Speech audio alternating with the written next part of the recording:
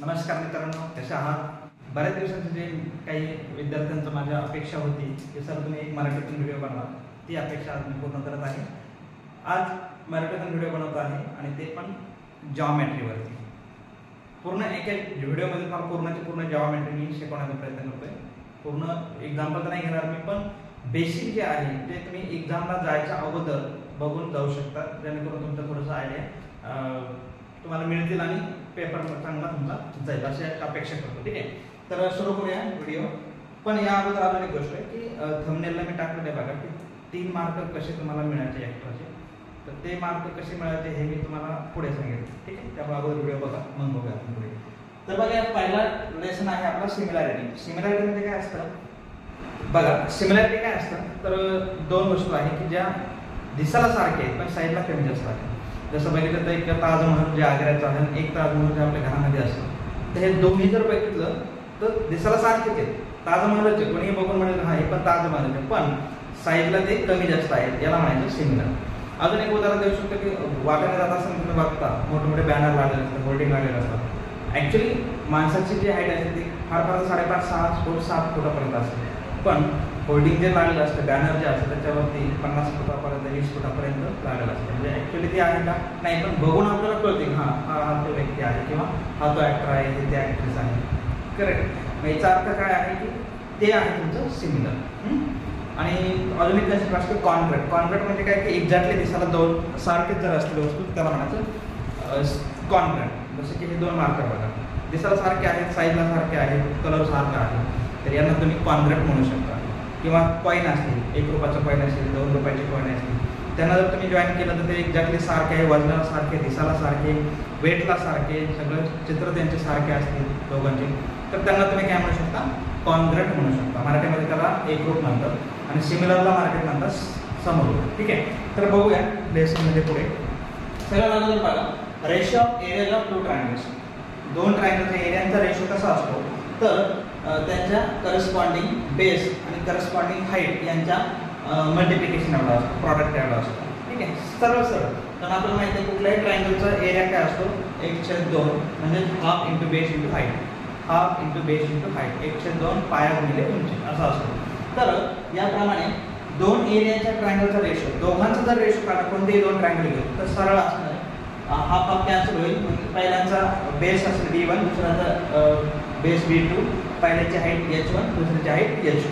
ठीक आहे, मग त्यांचा डायरेक्ट एरियाचा रेशो काय होईल B1 into H1 upon B2 into H2.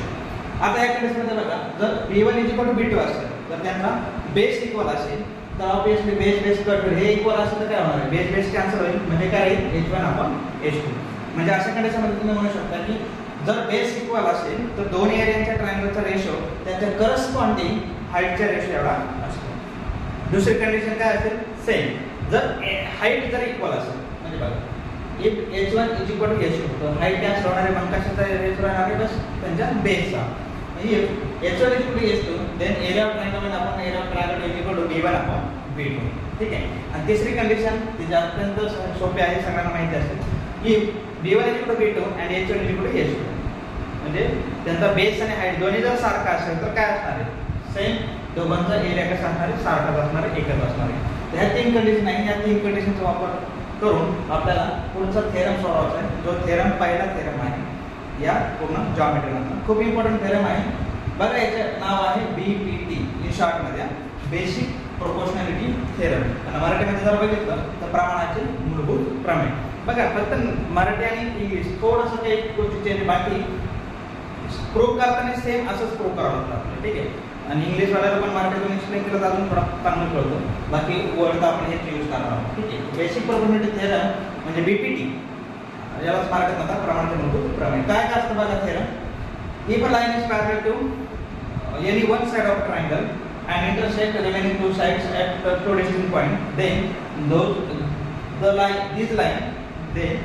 this line is divide those 2 lines in equal proportion. म्हणजे काय बघा, ट्रायंगलच्या एका साईडला जर बघा थेरम काय सांगतो, BPT थेरम काय सांगतो, जर एक लाईन ट्रायंगलच्या कुठल्या पण एका साईडला जर पॅरलल असेल आणि ती पॅरलल असलेली लाईन दुसऱ्या 2 बाजूंना 2 पॉईंट मध्ये इंटरसेक्ट करते म्हणजे छेदते. ठीक आहे, या प्रकाराचं ही लाईन आहे, ही लाईन BC ला पॅरलल आहे, ही पॅरललची साइन आहे आणि ही लाईन राहिलेल्या दोन बाजूंना दोन पॉइंट मध्ये इंटरसेक्ट करते, P आणि Q मध्ये इंटरसेक्ट करणे म्हणजे छेदते. असं जर असेल तर ही लाईन या दोन बाजूंना एकाच रेशोमध्ये डिवाइड करते, म्हणजे AP/PB is equal to AQ/QC. ठीक आहे, बघा इथे दिलेलं आहे AP/PB is equal to AQ/QC. हे जे गिवन पार्ट आहे, दिलेलं पार्ट गिवन काय असेल, in a triangle ABC PQ is parallel to BC and line here is intersect AB at point B, AC at point Q. ठीक आहे, then to pro काय असेल तर हे आहे, हे सिद्ध करायचं मला, साध्य करायचं. साध्य आपलं काय AP/PB is equal to AQ/QC. आणि नंतर आहे प्रूफ म्हणजे सिद्धता. काय असणार आहे बघा, मी काय केलं, याचं कन्स्ट्रक्शन आहे पार्ट जॉईन PQ आणि PC. PQ आणि PC काय करायचं आपल्याला ड्रॉ करायचं, जॉईन करायचं, जोडायचं. हे जोडल्यानंतर काय तयार होणार बघा, आपल्याला तीन ट्रायंगल तयार होतील. पहिला ट्रायंगल आहे, याला नाव दिलं बघा APQ, हा एक ट्रायंगल तयार होणार आहे. दुसरा ट्रायंगल आहे PQB, हा एक ट्रायंगल आपल्याला उपयोगाचा आहे. आणि तिसरा ट्रायंगल आहे PQC, हा एक ट्रायंगल. ठीक आहे, या ट्रायंगलचा वापर करून, या प्रॉपर्टीचा वापर करून आपण याला प्रूव्ह करणार आहोत. कसं प्रूव्ह करणार बघा, पहिलं हा जो पार्ट आहे ना, हा AQB, याला मी आता कट केला आणि याला असं सरळ करून इथं ठेवणार. कळतंय, AQB, AQB आणि हा P आहे. लक्षात, आता मला सांगा, हे मी ड्रॉ करून ठेवणार आहे. पण याच्यामध्ये दोन ट्रायंगल, एक आहे ॲक्टिव्ह ट्रायंगल, हा वरचा कोणता आहे ॲक्टिव्ह ट्रायंगल लघु कोन, आणि जो दुसरा आहे तो काय विशाल कोन, ऑप्टिक अँगल ट्रायंगल. ठीक आहे, आणि ॲक्टिव्ह ट्रायंगलचं जर हाईट ड्रॉ करायचं असेल तर Q पासून T असे करावं लागेल, QT perpendicular on AT. Correct आहे.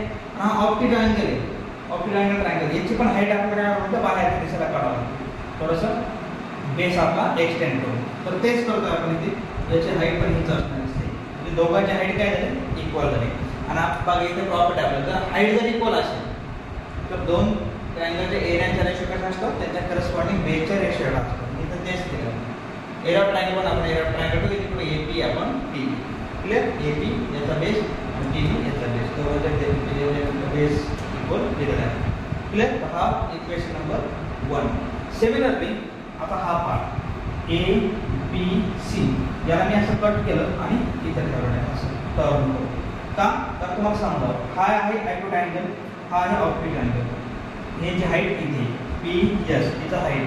क्लियर, त्यामुळे परत सेम दोघांचं हाईट काय आहे इथे इक्वल आहे. आणि जर दोघांची हाईट जर सारखी असेल तर बघा परत तेच आहे, दोघां एरियाचा रेशो त्यांच्या करस्पॉन्डिंग बेसच्या रेशो एवढा असतो.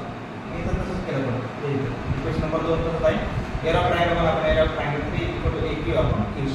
त्याला 1 म्हटलं, हा 2 आहे, हा 3 आहे. आणि तिसरी प्रॉपर्टी बघा काय आहे इथे, तर दोघांचं काय पॅरलल लाईन L आणि BC, हे काय दोन पॅरलल लाईन आहे. आणि जर पॅरलल लाईन असेल त्यांच्यामधलं डिस्टन्स कसं असतं, सेम असतं. करेक्ट आहे, जसं की रेल्वेचे ट्रॅक आहे, रेल्वे ट्रॅक दोघांमधलं डिस्टन्स कसं असतं, सेम असतं. आणि इथं अजून जर बघितलं बघा, हा जो ट्रायंगल आहे, या ट्रायंगलचा हा बेस आहे P काय आहे, बेस आहे या ट्रायंगल P. आणि हा जो ट्रायंगल 3 आहे आपला, याचा पण बेस काय आहे PQचा, म्हणजे दोघांचा बेस सारखा आहे. हाईट दोघांची कुठे ड्रॉ करा, हाईट सारखी जाणार आहे, कारण या दोन लाईन पॅरलल आहे. म्हणजे इथं बेस आणि हाईट दोन्ही पण काय आहे सारखंच आहे. आणि जर असं असेल तर दोन एरिया कसे असतात, दोघां ट्रायंगलचे एरिया सारखेच असतात. म्हणजे इथे निघते एरिया ऑफ ट्रायंगल आपण area of triangle A2 2M3 आहे.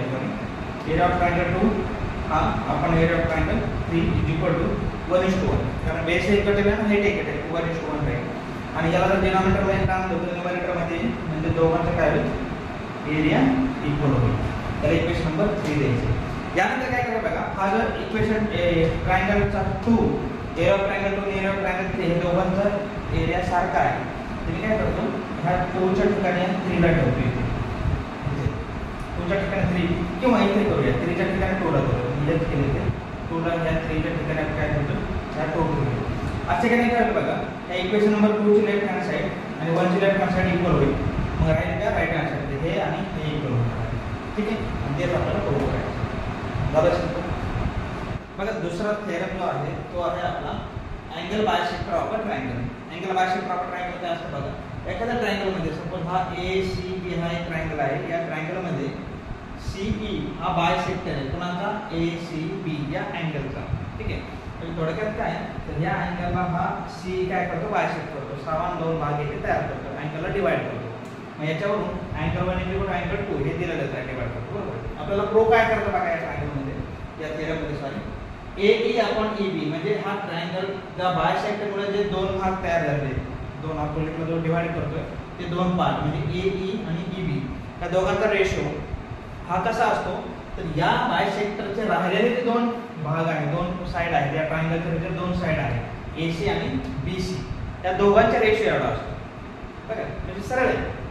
याचं काय AE/EB हा बायसेक्टर मुळे दोन पार्ट तयार झाले त्यांचा रेशो इज इक्वल टू राहिलेले जे दोन साइड आहेत ट्रायंगलचे त्यांचा रेशो त्याच्या बरोबर AC/C हे आपल्याला प्रूव्ह करायचं. हे आपलं टार्गेट आहे. ठीक आहे. प्रूव्ह कसं करायचं त्यासाठी एक कन्स्ट्रक्शनचा पार्ट आहे बघा. गिवन मध्ये हे सरळ दिलेलं आहे ते गिवन टू प्रूव्ह मध्ये हा पार्ट आहे. आता कन्स्ट्रक्शनचा पार्ट कसा महत्त्वाचा बघा. पॉइंट B मधून CE ला एक पॅरलल लाईन ड्रॉ करायची. ठीक आहे. बघा एक लाईन जी आहे ना CE रे सॉरी या रेला B पॉइंट मधून एक पॅरलल लाईन ड्रॉ केली या अशा प्रकारे आणि ह्या AC ला जर एक्सटेंड केलं तर ते एकमेकांना कुठे येतात D मध्ये इंटरसेक्ट करतात. असं म्हणजे ड्रॉ अ पॅरलल लाईन म्हणजे काय बघा CE is a ray and draw a parallel line through point B which intersect ray AC at point D. That is our construction. ठीक आहे. हे कन्स्ट्रक्शन आहे. त्यानंतर आपल्याला प्रूफ बघायचं. प्रूफ बघा खूप सिंपल आहे. पहिलं अँगल 1 = अँगल 2 हे त्याच्यावर ठरवलं इक्वेशन नंबर 1 आहे. त्यानंतर आता हे दोन लाईन पॅरलल आहेत बरोबर आहे. मी हा पार्ट इथे काढलेला आहे. तर या दोन लाईन पॅरलल आहेत. ही काय ट्रान्सव्हर्सल आहे. CE parallel to BD and CE is a transversal. तर असं असताना अँगल 2 आणि अँगल 3 काय होते इक्वल होते. रिझन काय अल्टरनेट अँगल झेड फॉर्म होते अल्टरनेट अँगल. इक्वेशन नंबर 2 देते आणि नंतर परत same CE is parallel to BD and AD is a transversal. आता हे AD ट्रान्सव्हर्सल त्यामुळे अँगल 1 आणि अँगल 4 हे दोन अँगल कसे होते कॉन्ग्रुएंट होते. क्लियर. या इक्वेशन नंबर 3 बघा 1 च्या बरोबर 2 आहे 2 च्या बरोबर 3 आहे 1 च्या बरोबर 4 आहे. ठीक आहे. हे सगळे अँगल काय होते तुमचे इक्वल होते. म्हणजे अँगल 1 = अँगल 2 = अँगल 3 = अँगल 4. याच्यामध्ये जर आपण 3 आणि 4 बघितलं अँगल 3 आणि 4 हे दोन्ही अँगल इक्वल आहेत. आणि जर एखाद्या ट्रायंगल मध्ये दोन अँगल जर इक्वल असतील तर त्याला आपण काय म्हणतो आयसोस्केलेस ट्रायंगल म्हणतो. मराठीत त्याला समद्विभुज त्रिकोण असं म्हणतात. तर आयसोस्केलेस ट्रायंगल मध्ये काय असतं तर अँगल इक्वल असतील तर त्या अँगलच्या अपोजिट वाले साइड पण इक्वल असतात. म्हणजे बघा या 4 च्या अपोजिट वाली साइड कोणती आहे ही आणि 3 च्या अपोजिट वाली साइड कोणती ही. ह्या दोन साइड पण काय झाल्या इक्वल झालेल्या आहेत. हे आपल्याला महत्त्वाचा पॉईंट आहे. इथे लिहून ठेवलं. हे इक्वेशन नंबर आपण 4 देऊ. ठीक आहे. आता बघा हा ट्रायंगल कन्सिडर करा. पूर्ण मोठा ट्रायंगल ABD हा ट्रायंगल दिसतो असा आहे. याच्यामध्ये CE पॅरलल टू BD हे आपल्याला माहिती आहे. जर असं असेल तर आता शेवटचा आपण जर थेरम बघितला BPT त्यानुसार एक लाईन जर याला पॅरलल असेल कुठल्याही एका साइडला तर काय करते ती त्यांना इक्वल रेशो मध्ये डिवाइड करते. याला याच्यासोबत डिवाइड करते याला याच्यासोबत डिवाइड करते इक्वल मध्ये. म्हणजे फरक काय बघा त्याला मी असं लिहू शकतो by BPT basic proportionality theorem AE/EB is equal to AC/CD AC/CD. Correct आहे. बट फ्रॉम इक्वेशन 4 मध्ये काय दिले CD = BC CD = काय दिले BC. याला मी इथून रिप्लेस करतो तर CD च्या ठिकाणी काय करतो BC घेतो. झालं AE/EB is equal to AC/CD and hence कळलं. ठीक आहे. थोडं साईडला मी सगळे पार्ट काढून त्यासाठी शिकवतो की थोडं फार तुमचं लक्ष द्यावं म्हणून. बाकी बुकमध्ये तुमचं सगळं डिटेलमध्ये लिहिलं असतं. आता पुढचा एक जो प्रॉपर्टी आहे ती अशी आहे 3 पॅरलल लाईन्स आहेत ट्रान्सव्हर्सल 3 समांतर रेषा आणि त्यांच्या 2 छेदिका यांनी तयार होणारे जे प्रॉपर्टी आहे ते आपल्याला बघायचं. काय प्रॉपर्टी आहे बघा. इथं line L is parallel to M parallel to N तिन्ही एकमेकांना पॅरलल आहेत आणि 2 ट्रायंगल्स आहेत P and Q line P and line Q आणि हे काय करतात point A B C E F G यामध्ये इंटरसेक्ट करतात.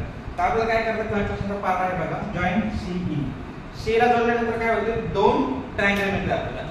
व्यवस्थित बघा, दोन ट्रायंगल मिळतात, एक इथे हा आणि एक आहे हा. आणि दोन्ही ट्रायंगल मध्ये आपल्याला बीपीटी यूज करता येते. का तर हे पॅरलल लाईन आहे ना. बघा इथे जर आपण बघितलं ए बी सी मध्ये ही लाईन पीडी, इथं पॉईंट आहे टी आहे मधला पॉईंट खूप आहे, तर एकमेकांना इंटरसेक्ट करतो पॉईंट टी मध्ये समजायचं. हा बीटी पॅरलल टू एई, इथे आपल्याला काय करतं, बीपीटी वापरायचं. बीपीटी वापरल्यानंतर काय नाही बघा, A B upon B C is equal to हा मधला point E T upon T C. बरोबर आहे, इक्वेशन नंबर 1 द्यायचे. सिमिलरली इथे in triangle E C G या ट्रायंगल मध्ये T F parallel to C G, already सगळ्यात लाईन पॅरलल, हा तुकडा आपण एक करतो पॅरलल असतो. मग याच्यानंतर याला आपण बीपीटी यूज करतो, काय होईल बघा, E T upon T C is equal to E F upon F G, equation number 2. Clear. 1 आणि 2 मध्ये बघा, याची डावी साईड याची उजवी बाजू आणि त्याची डावी बाजू, म्हणजे एक बाजू सारखी आहे पूर्ण, त्यामुळे काय होईल, राईट हँड बाजू एकमेकाच्या बरोबर होईल. म्हणजे झालं A B upon B C is equal to E F upon F G. हेच आपल्याला प्रूव्ह करायचं होतं. काय की तीन पॅरलल आहे, त्याला दोन ट्रान्सव्हर्सल जर असतील तर त्या ट्रान्सव्हर्सल त्यांना इक्वल रेशो मध्ये काय करतात, डिवाइड करतात. तर हा त्यांचा इक्वल रेशो आहे, हे तुमचं सिद्ध झालं. तर अशा प्रकारची प्रॉपर्टी आहे. या प्रॉपर्टीवर आधारित एखादा क्वेश्चन मध्ये तुम्हाला येऊ शकतो किंवा थेरम मध्ये पण हे पुढे यूज होते, किंवा कधी कधी प्रॉपर्टी पण 1-2 मार्काला तुम्हाला येऊ शकते. ठीक आहे. तर नेक्स्ट कन्सेप्ट बघा, आता काय आहे आपला, टेस्ट ऑफ सिमिलॅरिटी. 9th स्टँडर्डला आपण बघितलं होतं की टेस्ट ऑफ सिमिलॅरिटी पूर्णपणे. 8th स्टँडर्डला आपण टेस्ट ऑफ कॉन्ग्रुएन्सी बघितलं होतं.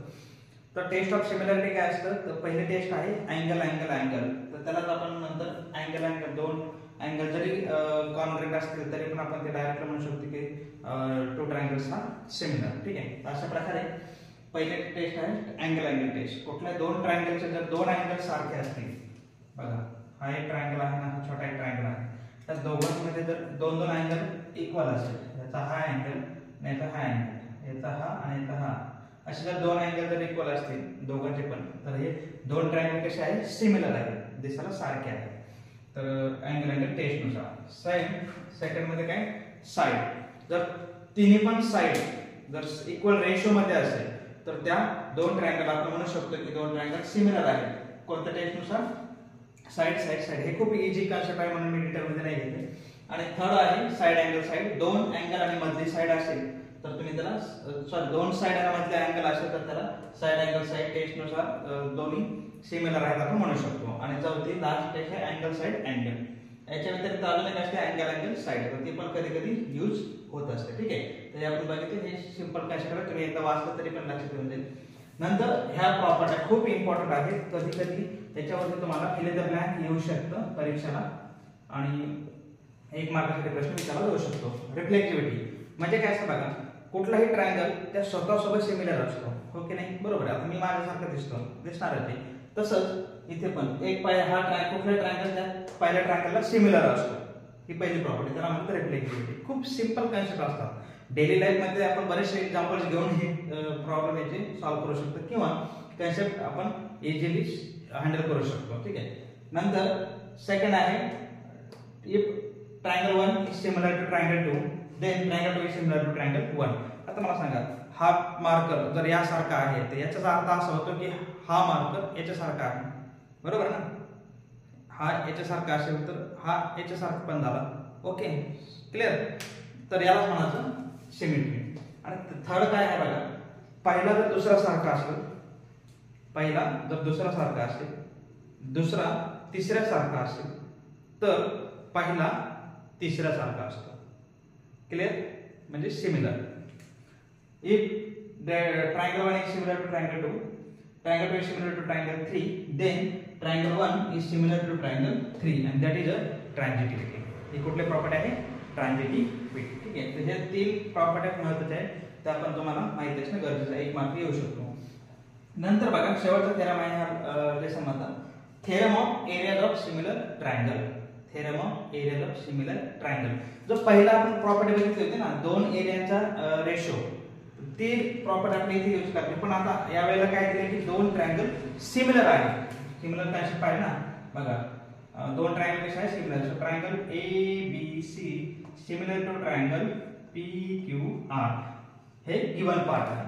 ठीक आहे. दुसरं काय आहे AD perpendicular to BC and PS perpendicular to SQR हे तुम्हाला गिवन आहे. अजून पार्ट गिवन आहे बघा. अँगल B आणि अँगल Q आर कॉन्ग्रुएंट. हे पण दोन्ही इक्वल आहे हे तुम्हाला दिलेलं आहे या चिन्हाच्या रूपामध्ये. ठीक आहे. आता बघा जर तुम्ही सरळ बघितले तर हे दोन ट्रायंगल एकमेकाला कॉन्ग्रुएंट आहेत. का? कारण एक हा अँगल इक्वल आहे आणि हा एक 90 डिग्री अँगल आहे परपेंडिक्युलर असल्यामुळे. त्यामुळे डायरेक्टली दोन ट्रायंगल एकमेकाला सिमिलर होतील. कॉन्ग्रुएंट नाही सॉरी सिमिलर आहेत. तर आपल्याला काय करायचं बघा. आपलं हे टार्गेट आहे area of triangle ABC upon area of triangle PQR. दोन ट्रायंगलच्या एरियांचा रेशो हा कसा असतो तर त्यांच्या करस्पॉन्डिंग साइडच्या स्क्वेअरच्या रेशो एवढा असतो. करस्पॉन्डिंग साइड म्हणजे काय याची ही साइड याची ह्याच बाजूची आणि दोघांचा स्क्वेअर आणि त्यांचा रेशो बघा.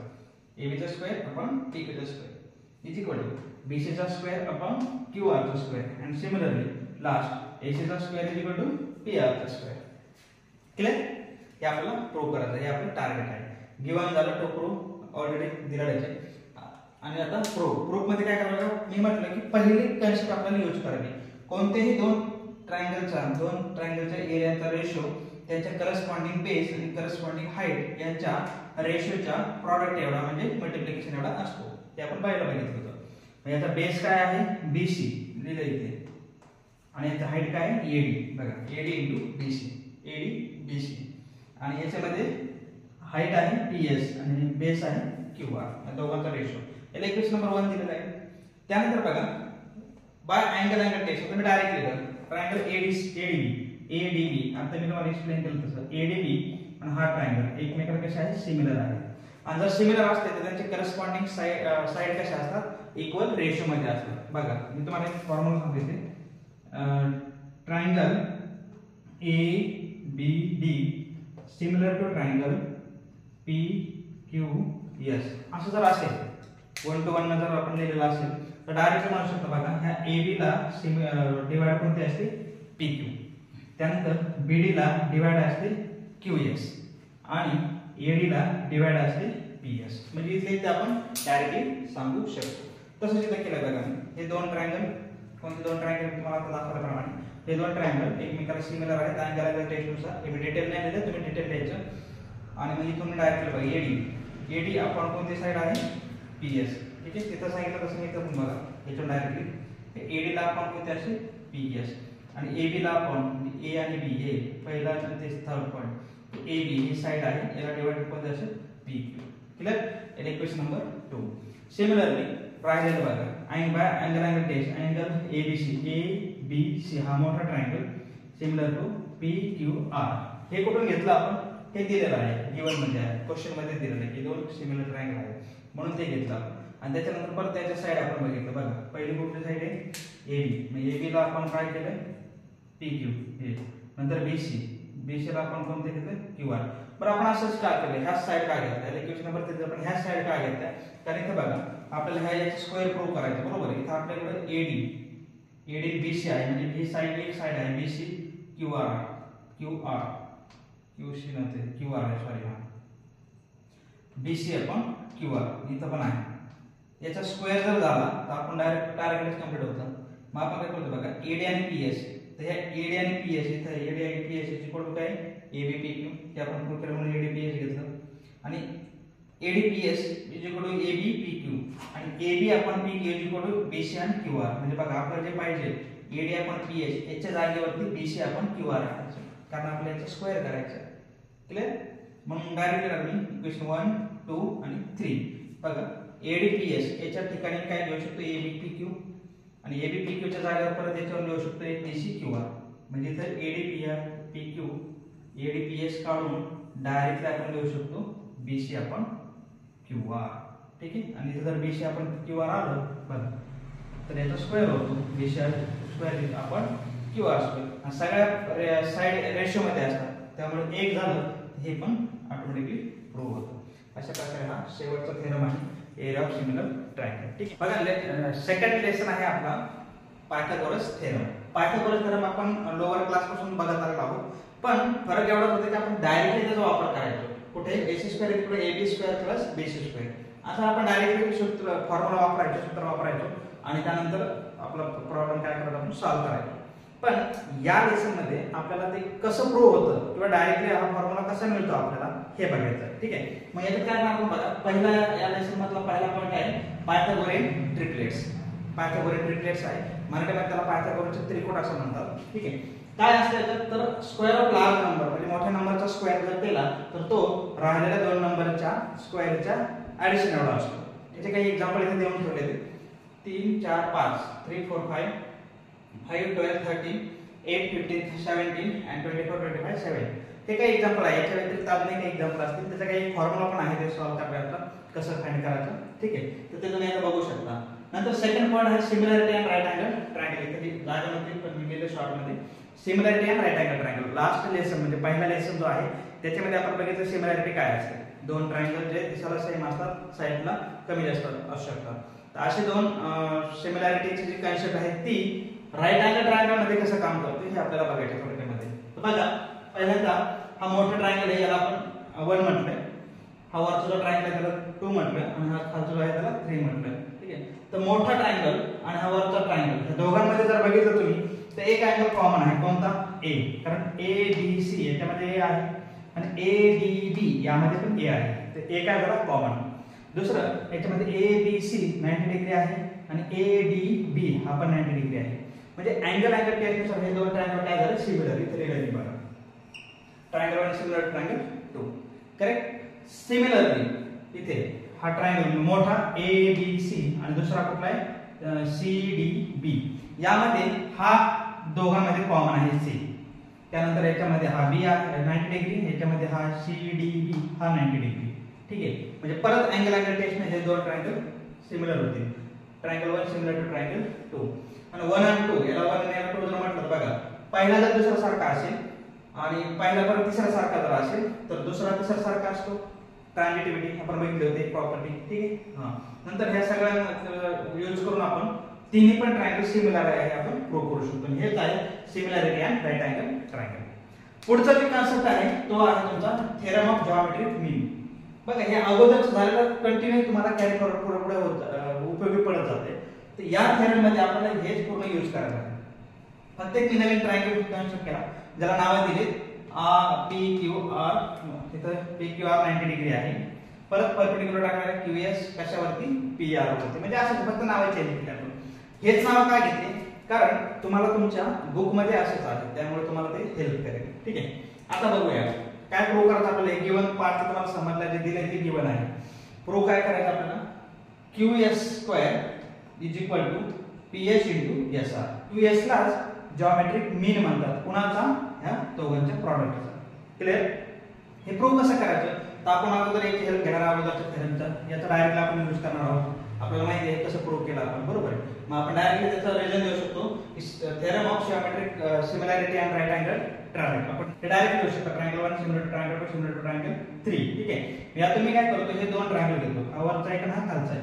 याचे नाव मी इथे लिहून घेतले बघा.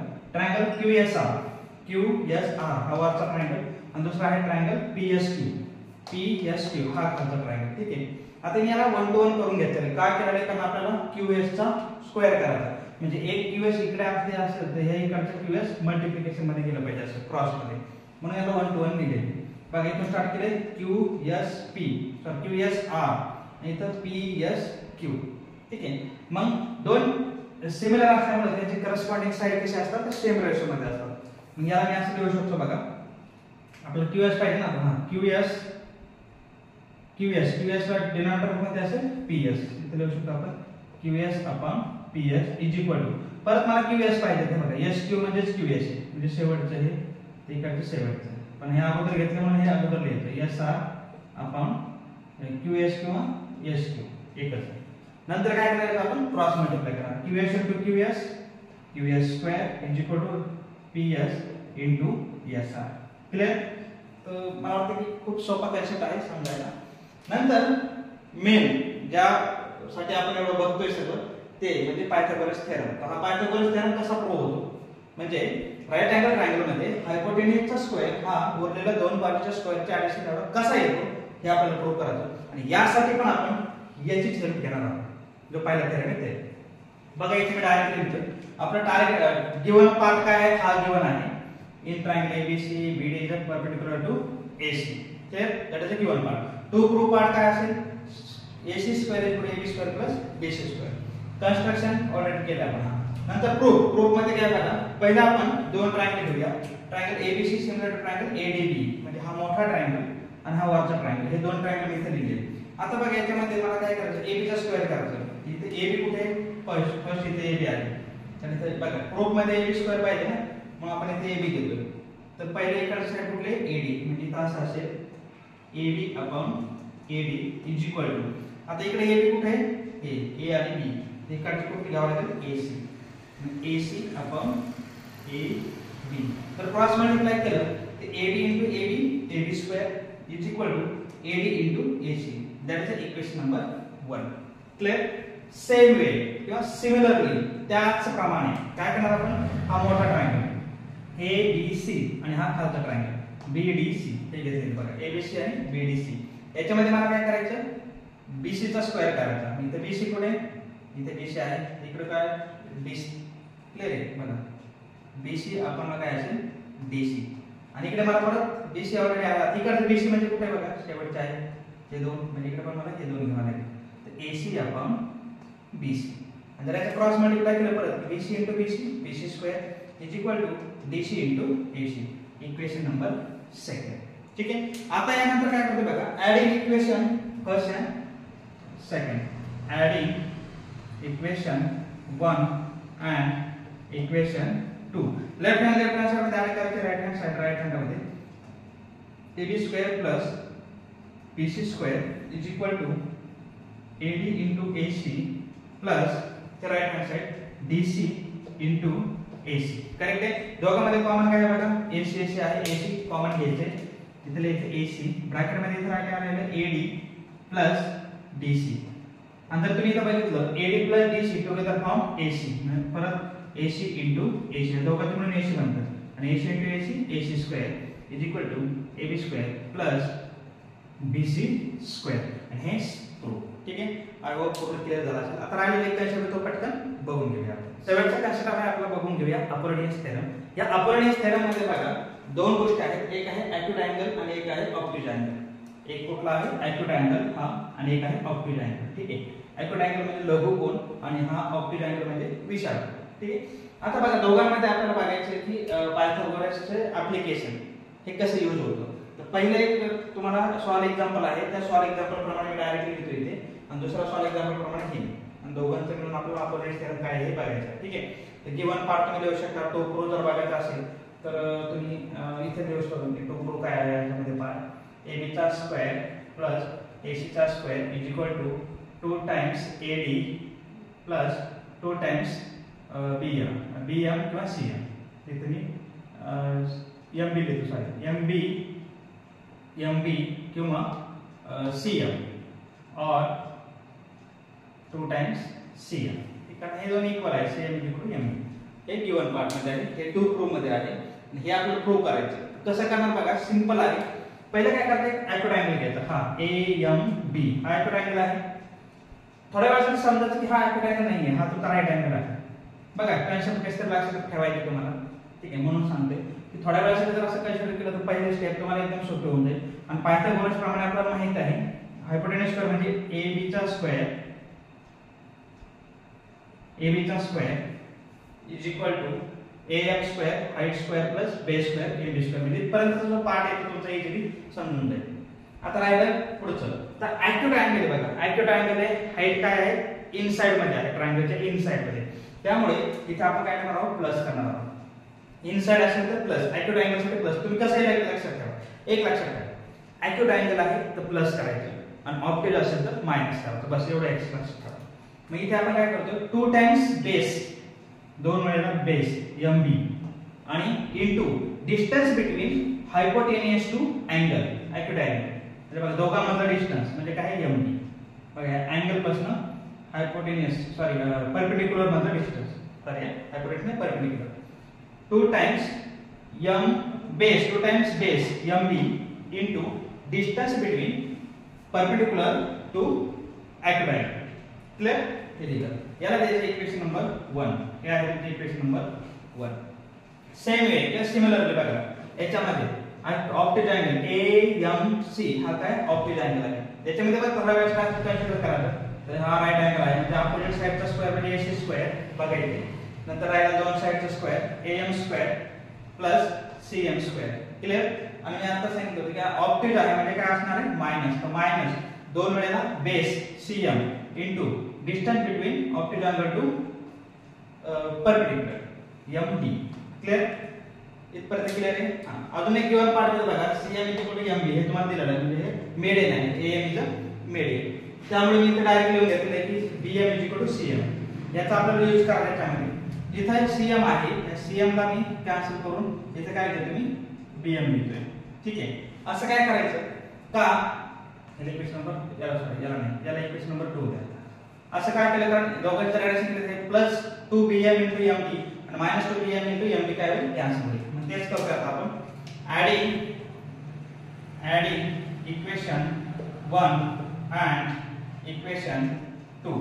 काय होणार आहे बघा लेफ्ट हँड साइड ऍड जर केली तर AB चा स्क्वेअर प्लस AC चा square is equal to right hand side AM चा स्क्वेअर प्लस BM चा square plus 2BMB into MD आणि परत ऍड करतो आपण प्लस हा part AM square plus CM square plus minus 2 times BM into MD. Clear आहे? मग हे दोघांना ऍड केल्यानंतर काय होणार आहे हे प्लस आणि हे मायनस काय होईल कॅन्सल आणि हे एक AM आणि एक AM काय होईल 2 AM म्हणजे 2 times AM square similarly plus BM square 8 आणि हे कुठे गेले हे BM स्क्वेअर इकडे CM स्क्वेअर CM च्या ठिकाणी आपण BM लिहू शकतो. इथे आपण CM स्क्वेअर ला आपण काय लिहू शकतो BM स्क्वेअर लिहू शकतो. तर इथे परत 2BM स्क्वेअर आणि हे काय झालं तुमचं प्रूव्ह झालेलं आहे. अशा प्रकारे हा आपला नेक्स्ट थेरम आहे. त्याला आपण थोडंसं एकदा बघून जा. ठीक आहे. आणि अजून एक मी सुरुवातीला सांगितलं बाकी 3 मार्क कसे तुम्हाला एक्स्ट्रा मिळवायचे आहेत ते पण मी तुम्हाला सांगणार आहे. आणि अजून एक जर कोणाला काही डाऊट वाटत असतील तर आता तुमच्याकडे थोडा वेळ आहे तर डाऊट असेल काही तर कमेंट सेक्शन मध्ये तुम्ही ते डाऊट डायरेक्टली फोटो काढून तुम्ही अपलोड करू शकता किंवा टाईप करून मला पाठवा. जर नाहीच मिळालं किंवा तिथं कमेंट सेक्शन वरती जर नसेल तुम्हाला अपलोड करता येत तर याच नावाने इंस्टाला सर्च करा किंवा फेसबुकला बघा तुम्हाला मिळेल तिथे तुम्ही मला अपलोड करू शकता इथे. ठीक आहे. पहिला आहे तुमचं सर्कल मध्ये जे आहे कॉन्क्रीट सर्कल. काय असतं कॉन्क्रीट सर्कल हा कन्सेप्ट आहे कॉन्क्रीट सर्कल. कॉन्क्रीट मी तुम्हाला कन्सेप्ट सांगितलेलं आहे यापूर्वी. काय असते दोन्ही एक्झॅक्टली इक्वल.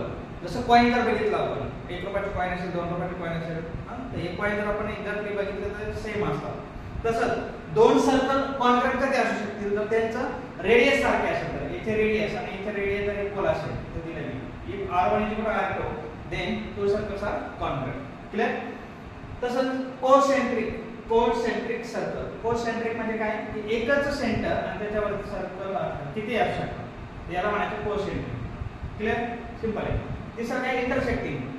दोन सर्कल कुठे तर छेदतात एकमेकाला असे पास करून जातात. हे इकडनं असा आणि हा असा याला काय म्हणतात इंटरसेक्टिंग. ते सिंपल आहे. नंतर पुढे बघा हा खूप महत्त्वाचा पॉइंट आहे. Infinite circles can pass through one point. एका पॉइंट मधून किती सर्कल पास होतील तर इन्फायनाइटली मॅनी कितीही सर्कल असंख्य सर्कल पास होऊ शकतात. Similarly infinite circle can pass through 2 points. दोन जर पॉइंट असतील असे तर याच्यामधून पण किती सर्कल पास होतील इन्फायनाइटली मॅनी सर्कल पास होतील या अशा प्रकारे. ठीक आहे. थर्ड पॉइंट आहे unique circle can pass through 3 non coordinate point.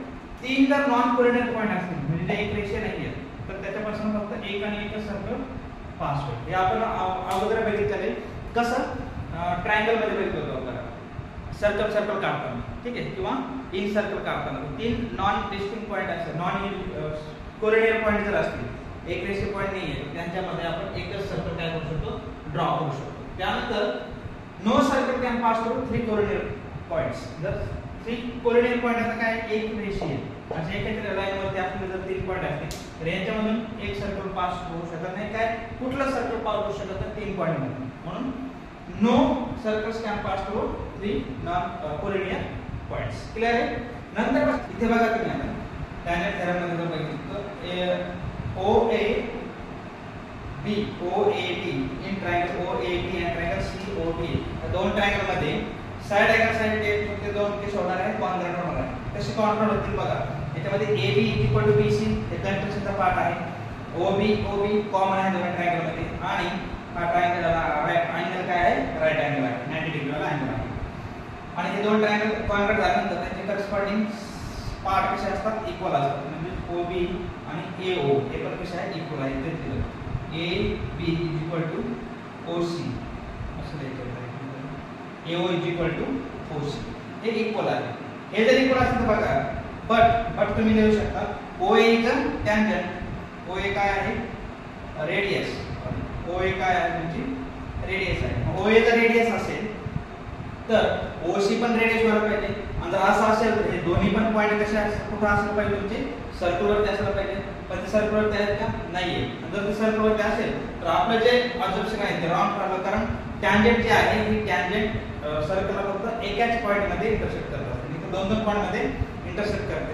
मग आपण लिहू शकतो नाही आवर ऑब्झर्वेशन इज रॉंग. आपण जे आपण कन्स्ट्रक्ट केलं होतं सुरुवातीला it is not perpendicular to OA हे काय झालं रॉंग झालं. आणि त्याचा अर्थ काय झाला की आपलं प्रूफ सक्सेसफुल झालं आहे. ठीक आहे. याला म्हणतात इनडायरेक्ट प्रूफ अप्रत्यक्ष सिद्धता. ठीक आहे.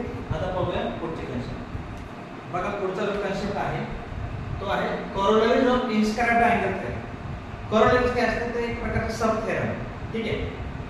तर याच्यामध्ये एक आर्क आहे बघा खूप इम्पॉर्टंट कन्सेप्ट आहे AB हे काय आहे आर्क आहे. आणि एकाच आर्क मधून जे इन्स्क्राइब्ड अँगल असतात ना जेवढे काही असते ते सगळे काय असतात सेम असतात कॉन्ग्रुएंट असतात. बघा इथं मी इन्स्क्राइब्ड अँगल ड्रॉ करतोय. कुठल्या आर्क मधून केला हा या AB मधून. ठीक आहे. असा अजून एक अँगल असेल. तर हे दोन अँगल कसे असतात इक्वल असतात. असे किती असेल अजून एक अँगल असेल अजून एक अँगल असेल अजून एक अँगल असेल. ठीक आहे. एकाच आर्क मधून जर जेवढे काही अँगल पास होत असतील ते सगळेचे सर्क्युलर कसे असतात कॉन्ग्रुएंट असतात. क्लिअर.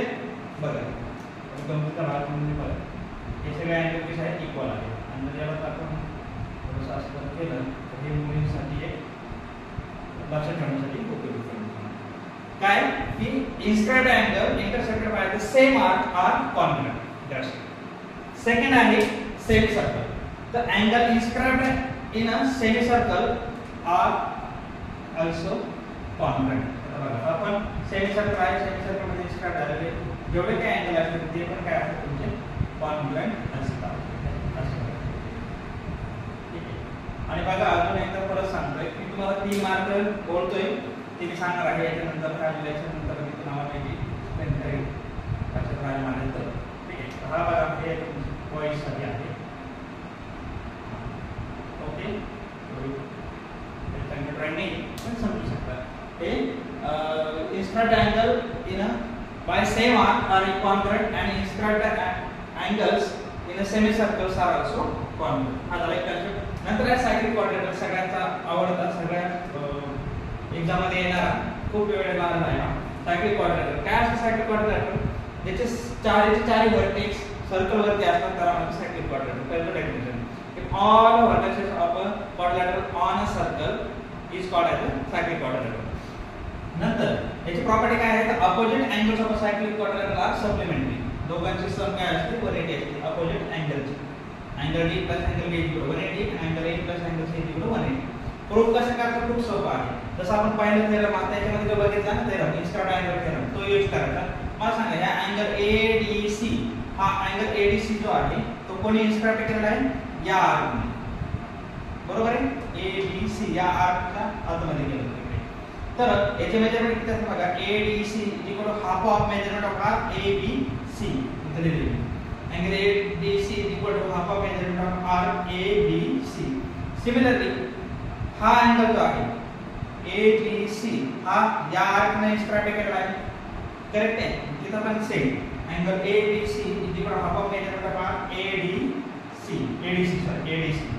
दोघांना मी ऍडिशन केलं बघा. लेफ्टला काय AD BEC म्हणजे हा D आणि इकडं B म्हणजे angle A plus angle B आणि इकडे जर बघितलं तर दोघांची ऍडिशन हा कॉम हा ABC आणि हा ADC म्हणजे काय होईल टोटल सर्कल पूर्ण सर्कल होईल आणि पूर्ण सर्कल मेजरमेंट किती असतं 360 आणि हे 2 ने डिवाइड केलं तर किती येणार आहे 180 म्हणजे जर आपण डायरेक्ट प्रूव्ह होतं angle A plus angle C is equal to 180 D कळलं का similarly we can prove that angle D plus angle B is equal to 180 that is your cyclic quadrilateral आणि कॉन्व्हर्स पण असतो तो तुम्ही बुक मध्ये बघून घ्या एवढा इम्पॉर्टंट जास्त नाही पण हा जास्त इम्पॉर्टंट आहे नंतर पुढचा एक कन्सेप्ट आहे की शॉर्ट मध्ये सगळं सांगतोय मला external angle of a triangle quadrilateral cyclic quadrilateral आता सायक्लिक क्वाड्रिलॅटरचा कुठला पण एक एक्सटर्नल अँगल जर घेतला आपण हा आहे ठीक आहे त्याचं मेजरमेंट कसं असतं माहिती आहे का त्याच्या सोबतचा सोडून द्यायचा आणि त्याच्या सोबत त्याचा ऑपोजिट वाला म्हणजे हा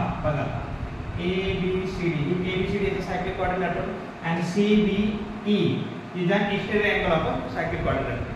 तर याचं मेजरमेंट त्याच्या बाजूचं सोडून त्याच्या अपोजिट वाला त्या दोघांचं मेजरमेंट कसं असतं इक्वल असतं याचं जर x असेल तर याचं पण किती असेल x असेल असं कुठलाही साइडने घेतलं तर तसंच सेम क्रायटेरिया यूज होतो अजून एक कन्सेप्ट बघा एक लाईन आहे AB इज अ लाईन आणि अजून दोन पॉइंट आहेत कुठले पण CD जे या लाईनच्या एकच डायरेक्शनला आहेत एक ते इकडे असेल किंवा डाऊन साइडला असेल एका डायरेक्शनला जर दोन पॉइंट असेल त्यांना जर आपण ह्या दोन पॉइंट सोबत जॉईन केलं असेल त्यांच्यामध्ये जे अँगल तयार होतात त्या दोघांचे मेजरमेंट जर इक्वल असेल जर ते इक्वल अँगल क्रिएट करत असेल तर हे चारही पॉइंट कुठे असतात एकाच सर्कलवरती असतात हे चारही पॉइंट कसे असतात एकाच सर्कलवरती असतात असं आपण त्याला म्हणू शकतो हे व्यवस्थित झालं नाही पण ठीक आहे मी लक्षात नंतर याला नाव काय माहिती नाही बुक मध्ये पण नाहीये दोन दिलेले आहेत तुम्हाला रिमेंबर दिस त्यामध्ये हे खूप अत्यंत महत्त्वाचे पॉइंट आहेत इथे तुम्हाला काही मेजरमेंट दिलं असतं बघा याला जर समजा 25 जर दिलं आणि हे जर तुम्ही 25 घेतलं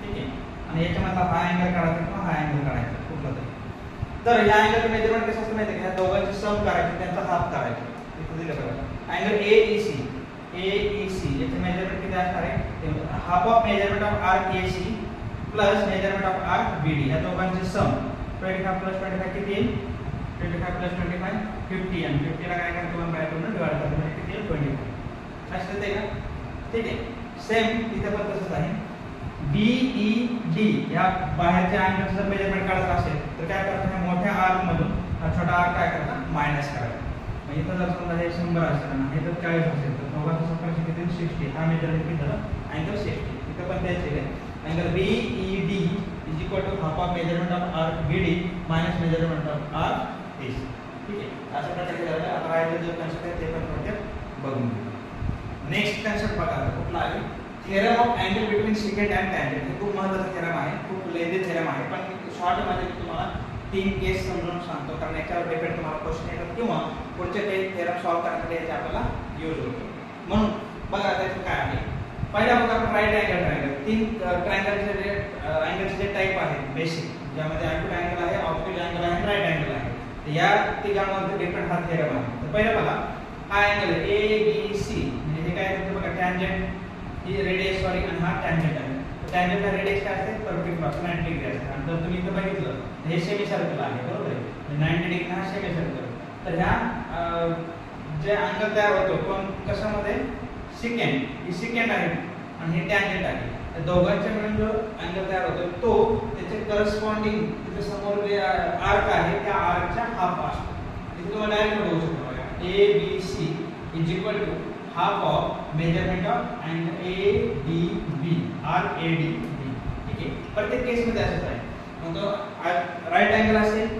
किंवा आर्क्यूट असेल इथे पण same angle ABC is equal to half of measurement of arc ADB and इथे पण same angle ABC is equal to half of measurement of arc ADB ठीक आहे तर हे आहे तुमचा theorem of angle between secant and tangent नंतर पुढची कन्सेप्ट बघा theorem of interpolation of chord हे दोन chord कन्सेप्ट करतात एकमेकांना E मध्ये आपल्याला प्रूव्ह काय करायचं आहे की हा जो पार्ट आहे AE इक्वल मल्टिप्लाय आहे EB म्हणजे जी कॉर्ड आहे कॉर्डचे जे दोन भाग तयार होतात दोन तुकडे झाले ते दोघांचं मल्टिप्लिकेशन इज इक्वल टू दुसऱ्या कॉर्डच्या दोघांचं मल्टिप्लिकेशन याचं आणि ह्या दोघांचं मल्टिप्लिकेशन ठीक आहे हे आपल्याला प्रूव्ह करायचं इथे दिलेलं आहे AE multiply EB is equal to CE multiply ED हे आपण प्रूव्ह करणार. इथे काय करणार आपण बघा, हे दोन ट्रायंगल प्रूव्ह केलेले आपण. त्यानंतर इथे आपल्याला डायरेक्टली करस्पॉन्डिंग साइड घ्यायच्यात. CAE शेवटचा AE भागिले त्याला डिवाइड करत असेल DE, नंतर आहे CE त्याला डिवाइड करत असेल DE, नंतर क्रॉस मल्टिप्लाय केलं तर आपल्याला आपला प्रूफ मिळून जाईल. दुसरा आहे एक्सटर्नल डिव्हिजन ऑफ कॉर्ड. हे कोणतं आहे? External division. External division external division of chords. हे ज्या वेळेला इंटरसेक्ट करतात बाहेरच्या दिशेमध्ये त्यावेळेला इथं पण तसंच होणार आहे. बघा इथं दोन ट्रायंगल आपण कन्सिडर केले, ADE हा पूर्णपणे हा ट्रायंगल, आणि दुसरा आहे CBE हा डॉट डॉट वाला ट्रायंगल. त्या दोघांमध्ये बघा एक अँगल कॉमन आहे, आणि दुसरा परत ह्या आर्कने इन्स्क्राइब केलेला अँगल म्हणजे हा एक अँगल आणि ह्याच आर्कने इन्स्क्राइब केलेला हा एक अँगल. हे दोन्ही कसे आहेत? इक्वल आहेत. आणि परत अँगल कंटेक्ट हे दोन ट्रायंगल सिमिलर होतील, आणि सिमिलर ट्रायंगल करस्पॉन्डिंग साइड म्हणजे बघा याची AE, याची कोणती साइड आहे? AE त्याला आपण म्हणतो असेल CE, आणि नंतर ED त्याला आपण असेल DE. नंतर परत क्रॉस मल्टिप्लाय केलं तर तुम्हाला हे प्रूफ मिळतो. काय प्रूफ आहे बघा, AE मल्टिप्लाय BE म्हणजे हे जे पूर्ण आहे बाहेरचा भाग हा पूर्ण कॉर्ड, त्याला बाहेरचा भाग तर मल्टिप्लाय दोघांचं मल्टिप्लिकेशन हे दुसऱ्या पूर्ण कॉर्ड आणि त्याचा बाहेरचा भाग DE या दोघांचं मल्टिप्लिकेशन एवढं असतं. त्याचं तुमचं theorem of external division of chord. नंतर शेवटचा थेरम आहे या डेसिमलचा, त्याचं नाव आहे टॅन्जंट सेकंड सेगमेंट थेरम. इथे टॅन्जंट आहे, त्याचं सेकंड पण आहे, दोघांचं सेगमेंट आहे, त्या दोघांचं थेरम. सिंपल आहे. तर बघा ही आहे तुमची टॅन्जंट, ही आहे तुमची ही आहे सेकंड आणि दोघांचं सेगमेंट म्हणजे याचा हा सेगमेंट आहे ED हा टॅन्जंट सेगमेंट आहे, नंतर ED हा काय तुमचा सेकंड सेगमेंट आहे. दोघांचं थेरम काय आहे बघा, आता प्रूव्ह करण्यामध्ये ED चा स्क्वेअर ह्या दोघांचा स्क्वेअर ED चा स्क्वेअर इज इक्वल टू काय असणार आहे, तर ह्या दोघांचं EA मल्टिप्लाय ED हे बाहेरचे परत भाग आणि पूर्ण भाग ED ते आपल्याला प्रूव्ह करायचे. गिवन पार्ट हे आहे पूर्ण दिलेलं तुम्ही देऊ शकता. त्याच्यानंतर हे दोन ट्रायंगल आपल्याला सिमिलर प्रूव्ह करायचे. कोणते कोणते बघा, EAT हा एक ट्रायंगल, आणि दुसरा ट्रायंगल आहे ETB हा पूर्ण मोठा ट्रायंगल. प्रूव्ह करण्यासाठी बघा दोघांमध्ये E अँगल कॉमन आहे, इथं पण E आहे, इथं पण E आहे, इथं कॉमन झालं. पण दुसरा अँगल बघा ETA हा एकाचा ट्रायंगल जो या आर्कने इंटरसेक्ट केला आहे. बरं त्याच्या समोरची आर्क कोणती आहे? या अँगलच्या. दुसरा अँगल कोणता? EBT हा अँगल आहे. हा अँगलच्या पण समोरची आर्क कोणती आहे? हीच आहे AD. म्हणजे दोन्ही अँगल कसे आहे? एकाच आर्कने इंटरसेक्ट केले आहे. कोणत्या थेरमनुसार? टॅन्जंट सेकंड थेरम हा जो आपण बघितला फर्स्ट वन.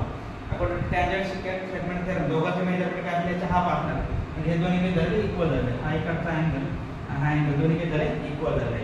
मग परत इथे मी तुम्हाला समजण्यासाठी इथे लिहून पण ठेवलं आहे. मग परत अँगल कंटेक्ट हे दोन ट्रायंगल काय झाले? सिमिलर झाले. सिमिलर ट्रायंगल करस्पॉन्डिंग साइड कसे असतात? रेशो मध्ये असतात. ET बघा ET ला आपण कोणता असेल? ED. दुसरं कोणतं? EA याला आपण कोणता असेल? ET. ठीक आहे. का केला तर कारण हे क्रॉस मध्ये पाहिजे मला. ET इकडे ET आहे, इकडे पण क्लिअर ET पाहिजे म्हणून ET. याचं क्रॉस मध्ये अप्लाय केलं ET * ET square is equal to EA * EB आणि हेच हो. त्याच प्रकारे हा तुमचा सर्कल रिलेशन समजा. बघा पुढचं लेसन आहे त्याचं नाव आहे जॉमेट्रिक कॅल्क्युलेशन. जॉमेट्रिक कॅल्क्युलेशन मध्ये काही कॅल्क्युलेशनचा पार्ट आहे पण मी तुम्हाला शॉर्ट मध्ये सांगतो. आता माझ्याकडे इथे जॉमेट्रिक बॉक्स नसल्यामुळे मी डायरेक्टली तुम्हाला रॅन्डमली सांगणार आहे कारण आता एक्झामला तुम्हाला त्याची हेल्प होईल. काय पहिल्या प्रकार असं दिलं होतं की दोन तुम्हाला वेगवेगळे ट्रायंगल दिले जाते. ट्रायंगल ABC आणि ट्रायंगल LMN. दोन वेगवेगळे ट्रायंगल आहेत ते कसे सिमिलर आहेत. बरोबर आहे. तर काय करायचं सरळ दिलेलं इन्फॉर्मेशन एका ट्रायंगलची पूर्ण इन्फॉर्मेशन दिली जाईल तर त्यांना त्याची हेल्प घ्यायची आणि अजून एका दुसऱ्या ट्रायंगलची कुठली तरी एक साइड दिलेली आहे. तर त्यामध्ये आपण दोन ट्रायंगल सिमिलर असतात त्यांच्या साइड कशा असतात? इक्वल रेशो मध्ये असतात. बरोबर आहे. यापैकी याचे मेजरमेंट दिलं जाईल, याच्या ऑलरेडी मेजरमेंट दिलेलं असेल हे त्यानंतर एक ट्रायंगलचे कुठल्या तरी क्रॉस मल्टिप्लाय करून हा रेशो घ्यायचा. पहिले एकाचा काढायचा, हा रेशो घेऊन दुसऱ्याचा फाइंड करायचा. ठीक आहे. नाही तर बघून जा खूप इझी कन्सेप्ट आहे त्यामुळे याच्यात मी जास्त वेळ वाटत आहोत नाहीये. आणि त्यानंतर तुम्हाला दोन ट्रायंगल कन्स्ट्रक्ट करायचे. एक ट्रायंगल मेजरमेंट दिला असं म्हणजे डायरेक्ट कन्स्ट्रक्ट करायचं, दुसरं आपण फाइंड करायचं साइड आहे त्याच्यानंतर हा ट्रायंगल कन्स्ट्रक्ट करायचा. दुसरा जो टाइप आहे यामध्ये बघा तुम्ही ट्रायंगल जे दिलेलं इन्फॉर्मेशन त्याच्यावरून समजायचं की कुठल्या टाइपचं कन्स्ट्रक्शन येणार आहे. याच्यामध्ये triangle PQR similar to triangle LTR. याच्या दोघांमध्ये बघा R पॉइंट कॉमन आहे. R पॉइंट कॉमन आहे तर R घ्यायचे, पॉइंट इथे घ्यायचे, ड्रॉ करायचे लाईन पूर्ण अशा प्रकारे. नंतर बघा हे दिलेला पार्ट खूप इम्पॉर्टंट आहे. PQ आपण येतो 3/4. 3/4 वरती जो न्यूमरेटर असेल ना, जो न्यूमरेटर आहे स्टार करतो बघा याला. आणि न्यूमरेटर जो असेल त्या न्यूमरेटरचा जो पॉइंट आहे तो डायरेक्टली जॉइन करायचा. त्यापूर्वी काय करायचं, हा R वरती आयकोड अँगल ड्रॉ करायचा. हा आयकोड अँगल कोणत्याही मेजरमेंटचे घेऊ शकतो, काही प्रॉब्लेम नाही. खाली टोटल मॅक्सिमम पार्ट कोणता आहे दोघांपैकी 4 एक इक्वल पार्ट तयार करतो जॉमेट्री फ्रॉम हा एक पार्ट, हा दोन पार्ट, तीन पार्ट, चार पार्ट. आणि वरती जो असेल न्यूमरेटर मध्ये तो डायरेक्टली जॉइन करायचा. थर्ड इथून डायरेक्टली जॉइन करायचा. इथं पॉइंट हा क्यू पॉइंट आहे. मेजरमेंट दिलेला असतो ना, त्यामुळे जे काही मेजरमेंट असते तो पॉइंट क्यू घेतो. नंतर ह्या डायरेक्टली वरच्या अँगल वगैरे जे असेल ते एक ट्रायंगल मिळालेला. आणि जो फोर्थ पार्ट आहे खालचा, त्या फोर्थ पार्ट वरून याला काय करते, पॅरलल लाईन ड्रॉ करायची. जॉमेट्री ब्लॉक तुम्ही पॅरलल लाईन हे झालं तुमचं थेटाचं फंक्शन. पुढचं जो आहे त्याच्यामध्ये बघा परत सेम याच्यामध्ये दिलेलं जे गिवन पार्ट आहे त्यामध्ये एक पॉइंट कॉमन आहे अशा प्रकारचं. तर एक पॉइंट घ्या, एक लाईन ड्रॉ करा. परत हा पार्ट परत इम्पॉर्टंट होतो. याच्यामध्ये मॅक्सिमम पार्ट कोणता आहे, वरती 7 आहे. त्याचे 7 पार्ट तयार करायचे. त्याच प्रकारे आयकोड अँगल ड्रॉ करून 7 करायचे. आणि जो खालचा राहिलेला पार्ट आपण डायरेक्टली जॉइन करतो 5 पार्ट. ठीक आहे. 7 पासून याला पॅरलल लाईन ड्रॉ करायची. Parallel line draw. ठीक आहे. बाकी मेजरमेंट दिलेला असतं सगळं. अशा प्रकारे कन्स्ट्रक्शन आहे. आणि परत त्याच्यामध्ये अजून कन्स्ट्रक्शनचं काय आहे की कन्स्ट्रक्ट टॅन्जेंट हा एक सर्कल आहे आणि एका पॉईंटमध्ये टॅन्जेंट करून ड्रॉ करायचं. तुम्हाला ड्रॉ करायचं सोबत T मध्ये. तर काय करणार आपण इथे एक लाईन अशी ड्रॉ करून घ्यायची बाहेरच्या दिशेला. कंपासनं इथून ह्या पॉईंटवर P वरून एक या दिशेला आर्क द्यायचा, एक या दिशेला आर्क द्यायचा. आणि परत हे जे मेजरमेंट मिळालं नवीन तुम्हाला आर्क मिळालं, नवीन पॉईंट मिळालं सॉरी या पॉईंटवरून वरती एक द्यायचा आर्क असा आणि या पॉईंटवर परत वरती खाली इथून वरती खाली इथून वरती खाली याला दोघं काय करायचं जॉईन करायचं. हे झालं तुमचं टॅन्जेंट. नंतर अजून एक याच्यामध्ये प्रकार आहे की outside the point. Construct two tangent to the circle from outside the point. सर्कलच्या बाहेरच्या दिशेला जो पॉइंट आहे तिथून त्या सर्कलला 2 टॅन्जेंट कन्स्ट्रक्ट करायचे. काय करणार आपण इथं बघा, हा P आहे, एक लाईन आहे, पॉइंट आहे, मेजरमेंट 6. तर याला आपण बायसेक्ट करायचं. हाफपेक्षा जास्त मेजरमेंट घेऊन याला 2 आर्क द्यायचे पॉइंट Q वरून. परत Q वरून 2 पॉइंट O आहे. O वरून 2 आर्क, P वरून 2 आर्क आणि याला काय करायचं बायसेक्ट करायचं. एक टॅन्जेंट नंबर आहे बायसेक्ट करायचं. जे काय इथून बायसेक्ट झालं. मग इथून याचं मेजरमेंट घेऊन इथून असं सेमी सर्कल ड्रॉ करायचं. असं करायचं इथून इथून आपण सेमी सर्कल ड्रॉ करतो. ठीक आहे. सेमी सर्कल ड्रॉ केल्यानंतर हे जे 2 इंटरसेक्टिंग पॉइंट मिळतात तुम्हाला, हे पॉइंट आणि हा P पॉइंट याला जॉईन करायचं. स्केलच्या हेल्पने इथून एक टॅन्जेंट मिळेल आणि इथून अशी एक टॅन्जेंट मिळेल. ठीक आहे. असा प्रकार हा एक कॉन्ग्रुएंट असतो. टॅन्जेंट सेगमेंट काय कॉन्ग्रुएंट असतो. तर बस एवढं या लेसनमध्ये दुसरं काही नाही आहे. खूप इझी लेसन आहे. 4 मार्क किंवा 3 मार्क क्वेश्चन तुम्हाला याच्यावरती. पुढचा लेसन आहे कोऑर्डिनेट जॉमेट्री.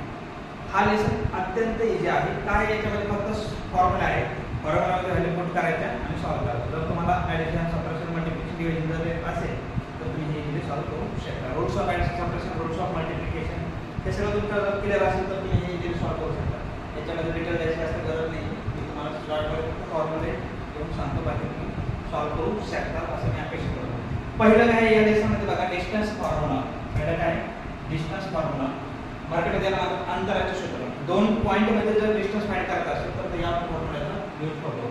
पण जर आपण ते जर XY प्लेनमध्ये असेल, XY प्लेनमध्ये जर काही पॉईंट असतील आणि यांच्यामध्ये जर डिस्टन्स फाइंड करायचं असेल तर आपल्याला हा फॉर्म्युला यूज करायचा. काय आहे बघा, distance of AB 2 point distance काढतो. Distance of AB is equal to under root x2 - x1 the whole square plus y2 - y1 the whole square. बस कोऑर्डिनेट दिले जातील. A चे कोऑर्डिनेट दिले जातात 3,2 आणि B चे कोऑर्डिनेट असतात समजा 3,-2. ठीक आहे. तर हा होईल तुमचा x1, हा होईल y1, हा होईल x2, हा होईल y2. ठीक आहे. तर फॉर्म्युलामध्ये व्हॅल्यू पुट करायच्या. त्या दोघं पॉईंटमध्ये डिस्टन्स तुम्हाला मिळेल. नंतर पुढचा आहे सेक्शन फॉर्म्युला. सेक्शन फॉर्म्युला जर तुम्ही बघितलं तर एक लाईन आहे, ह्या लाईनला डिवाइड केलेलं असतं. समजा लाईन ए बी याला इथून डिवाइड केलं असतं, एक पॉईंट टी आहे, तर 2:3 मध्ये अजून तो डिवाइड केला. ठीक आहे. मग 2 हा जो पार्ट याला आपण एम म्हणणार आहे, 3 याला एम म्हणून याला एम म्हणूया, एम या. तर मग या फॉर्म्युला वापर होणार आहे. बाकी दोन पॉईंट आहेत, ए चे कोऑर्डिनेट दिलेले असतात 3,2, बी चे दिलेले आहेत 5,-1. परत तेच x1 y1 x2 y2 आणि हा m आणि हा n. बाकी हा फॉर्म्युला तुमच्या समोर आहे, याच्यामध्ये व्हॅल्यू पुट करायच्या, तुम्हाला काय मिळेल xy पॉईंट कोऑर्डिनेट मिळेल. काय आहे बघा, section formula is equal to xy in bracket m x2 plus n x1 upon m plus n आणि y कोऑर्डिनेट काढण्यासाठी m y2 plus n y1 upon m plus n. आणि xy coordinate हे काय आहे, तर हा जो पॉईंट आहे ना t, याचे कोऑर्डिनेट आहे x, y म्हणजे याचे कोऑर्डिनेट तुम्हाला याच्या मदतीने काढता येईल. कळालं? अशाच प्रकारचा पुढचा फॉर्म्युला आहे मिड पॉईंट. पुढचा फॉर्म्युला कोणता आहे? Mid point formula. Mid point म्हणजे काय, तर एक्झॅक्टली मधला पॉईंट. म्हणजे असं इथं जर आपण एक लाईन बघितली असेल, ए बी इथं line and T is the mid point. Mid point म्हणजे एक्झॅक्टली मधला पॉईंट आहे, बरोबर आहे. याचे आपल्याला कोऑर्डिनेट काढायचे. दिलं काय आहे, ए बी चे कोऑर्डिनेट दिलेले, या दोघांचे कोऑर्डिनेट दिलेले आहेत. परत 3,8 5,4 सर्व x1 y1 x2 y2 आणि या t चे कोऑर्डिनेट काढायचे x, y. तर या फॉर्म्युला अत्यंत easy. x1 plus x2 upon 2 and y1 plus y2 upon 2. Value put करायची, सॉल्व करायची, तुम्हाला याचे कोऑर्डिनेट मिळून जातात. काय झालं तुमचा मिड पॉईंट फॉर्म्युला. याच्यावर आधारित एक प्रश्न तुम्हाला अंकस येऊ शकतो, येतो. नंतर आहे सेंट्रॉइड फॉर्म्युला. सेंट्रॉइड काय असतं बघा, तुम्हाला माहित असायला पाहिजे. जर ट्रायंगल जर असेल, हा ट्रायंगल मध्ये एक पॉईंट आहे, तर हा सेंट्रॉइड असतो ए बी सी आणि तिघांचं बायसेक्टरमध्ये डिवाइड केलं तर तुम्हाला जो पॉईंट मिळेल तो असतो तुमचा सेंट्रॉइड. आणि सेंट्रॉइडचे जर तुम्हाला कोऑर्डिनेट काढायचं असेल, या सेंट्रॉइडचे जर कोऑर्डिनेट काढायचं असेल तुम्हाला x, y, तर ह्या सगळ्यांची हेल्प घ्यायची. तर x1 y1 हा असतो तुमचा x2 y2 हा असतो तुमचा x3 y3. मध्याचे कोऑर्डिनेटचे मधल्या काय म्हणतात त्याला सेंट्रॉइड, याचे कोऑर्डिनेट तुम्हाला काढायचे. त्यासाठी फॉर्म्युला वापरायचा हा सेंट्रॉइड फॉर्म्युला. सेंट्रॉइड फॉर्म्युला काय असतो, सेंट्रॉइड फॉर्म्युला असतो x, y x1 plus x2 plus x3 upon 3 इथं y1 plus y2 plus y3 upon 3. म्हणजे सेम मिड पॉईंट सारखे 3 पॉईंट ऍड करा, 3 ने डिवाइड करा. नंतर आहे स्लोप ऑफ लाईन. स्लोप काय असते, तर असं प्रकारचं हे पॅरलल लाईन आहे, तुम्ही असं थोडंसं स्लोप आहे, स्लाइडिंग घसरगुंडी. तर त्या टाइपचं आपण इथे आपल्याला डिस्टन्स काढायचं ए बी सी. त्या AC चा स्लोप काढायचा आपल्याला. तर त्यासाठी काय करायचं बघा, दोघांचे कोऑर्डिनेट दिलेले असतील, त्याचे x y म्हणजे x1 y1 घ्यायचे, याचे कोऑर्डिनेट त्याला x2 y2 घ्यायचे आणि हा फॉर्म्युला यूज करायचा. स्लोप ऑफ लाईन त्याला आपण जनरली m म्हणतो. m equal to y2 minus y1 upon x2 minus x2. Value put केला तुम्हाला काय मिळेल, त्या लाईनचा स्लोप मिळून जाईल. हे खूप अत्यंत इम्पॉर्टंट कन्सेप्ट आहे बघा, IMP इथे लिहून घेतले मी. इथं स्टार करताना बद्दल हे अत्यंत दोन इम्पॉर्टंट कन्सेप्ट आहेत. एक क्वेश्चन बोर्डाला येऊन गेला आहे, line parallel to the x axis. तर एक्स ॲक्सिसला जर एखादी लाईन पॅरलल असेल बघा, हा एक्स ॲक्सिस असतो, सॉरी हा एक्स ॲक्सिस आहे तुमचा, हा वाय ॲक्सिस आहे. तर एक्स ॲक्सिसला जर एखादी लाईन पॅरलल असेल इकडे किंवा इकडे, तर त्या लाईनचा स्लोप काय असतो, 0 असतो. किती असतो, 0. आणि जर वाय ॲक्सिसला लाईन पॅरलल असेल, ही लाईन जर याला पॅरलल असेल वाय ॲक्सिसला, तर त्या लाईनचा स्लोप असतो ND किंवा नॉट डिफाईन. ठीक आहे. तर मला वाटतं की हे खूप इझी आहे, त्यामुळे जास्त डिटेलमध्ये मी जात नाहीये. आणि तुम्हाला जे मी स्टार्टिंगला सांगितलेलं आहे, सुरुवातीला जे हेडिंग दिलेलं आहे थंबनेलवरती आहे, 3 मार्क कसे वाढवायचे ते मी तुम्हाला 2 मिनिटात सांगतो. बघा काय करतात, क्वेश्चन नंबर 1 आहे तुमच्याकडे ऑब्जेक्टिव्ह, ए मध्ये ऑब्जेक्टिव्ह आहे. क्वेश्चन नंबर 1 चा जो बी आहे त्याच्यामध्ये तुम्हाला पूर्ण 1 मार्कचे क्वेश्चन आहे, 1 2 3 4 क्वेश्चन दिले जातात, एक एक मार्कचे. हे 8 मार्क आहे ते कंपल्सरी आहे क्वेश्चन नंबर 1 ला. क्वेश्चन नंबर 2 मध्ये बघा, ए मध्ये तुम्हाला ऍक्टिव्हिटी आहे, बी मध्ये तुम्हाला 4 क्वेश्चन सॉल्व्ह करायचे. म्हणजे इथे तुम्हाला 4 मार्क आहे, इथे 8 मार्क आहे, टोटल मार्क आहे 12 प्लस 20 मार्क. इथं तुमचा 50% क्वेश्चन पेपर खतम होतो. नंतर तुमचा क्वेश्चन नंबर 3 आहे, या 3 मध्ये बघा ए आहे, त्याच्यामध्ये ऍक्टिव्हिटी आहे 3 मार्कची. क्वेश्चन नंबर बी आहे, त्याच्यामध्ये सॉल्व्ह करायचे 2 क्वेश्चन, त्याच्यामध्ये 6 मार्क. म्हणजे हा क्वेश्चन आहे तुम्हाला 9 मार्क्ससाठी. ठीक आहे. नंतर क्वेश्चन नंबर जो 4 आहे, त्या 4 ला तुम्हाला ऑप्शन नाही, डायरेक्टली सॉल्व एनी 2 असतं. 2 क्वेश्चन सॉल्व करायचे तुम्हाला 3 दिले जातात. हे out of syllabus out of book येतं, सिलेबसवर डिपेंडेंट असतं पण आउट ऑफ बुक किंवा एखादा क्वेश्चन तुम्हाला इझी मध्ये मिळू शकेल. 2 सॉल्व करायचा 8 मार्क मिळतील. आणि जो शेवटचा क्वेश्चन आहे क्वेश्चन नंबर 5, इथे पण तुम्हाला सॉल्व एनी 1, इथे सॉल्व एनी 2, 3 मार्कचा क्वेश्चन. हे टोटल मिळून झालं म्हणजे 11 मार्क. 9 + 11 20 आणि हे 20 किती झाले 40 मार्क. असा होता पेपर पॅटर्न असतो. याच्यामध्ये बघा इथं तो ऑब्जेक्टिव्ह आहे, इथं ऑप्शन नाही आहे, पण इथं तुम्हाला रिटेलमध्ये आहे 1 मार्कचा क्वेश्चन आहे. तुम्ही इथं फॉर्म्युला जरी लिहिला तर तुम्हाला किती मिळतो हाफ मार्क मिळतो. बरोबर आहे. तर इथं समजा करायचा 3 + हाफ किती होतं 3.5 बरोबर. आणि हा हे 4 पैकी 4 आहे सर तुम्हाला. तर किती झालं तुमचे एका प्रश्नात 7.5 मार्क. तिथे किती झालेले 7.5 मार्क झाले एका क्वेश्चन बरोबर आहे. इथे किती होतं बघा. समजा इथं पण तसंच आहे तुम्हाला 12 पैकी समजा काही क्वेश्चन तुम्हाला हाफ मार्क मिळाला, ते किती झाले 11.5. ठीक आहे, अर्धा मार्क कमी आहे. या क्वेश्चन मध्ये पण तुम्हाला 9 पैकी समजा 8.5 मिळाले सगळ्याचे क्वेश्चनचे मिळून. ठीक आहे सोल्युशन.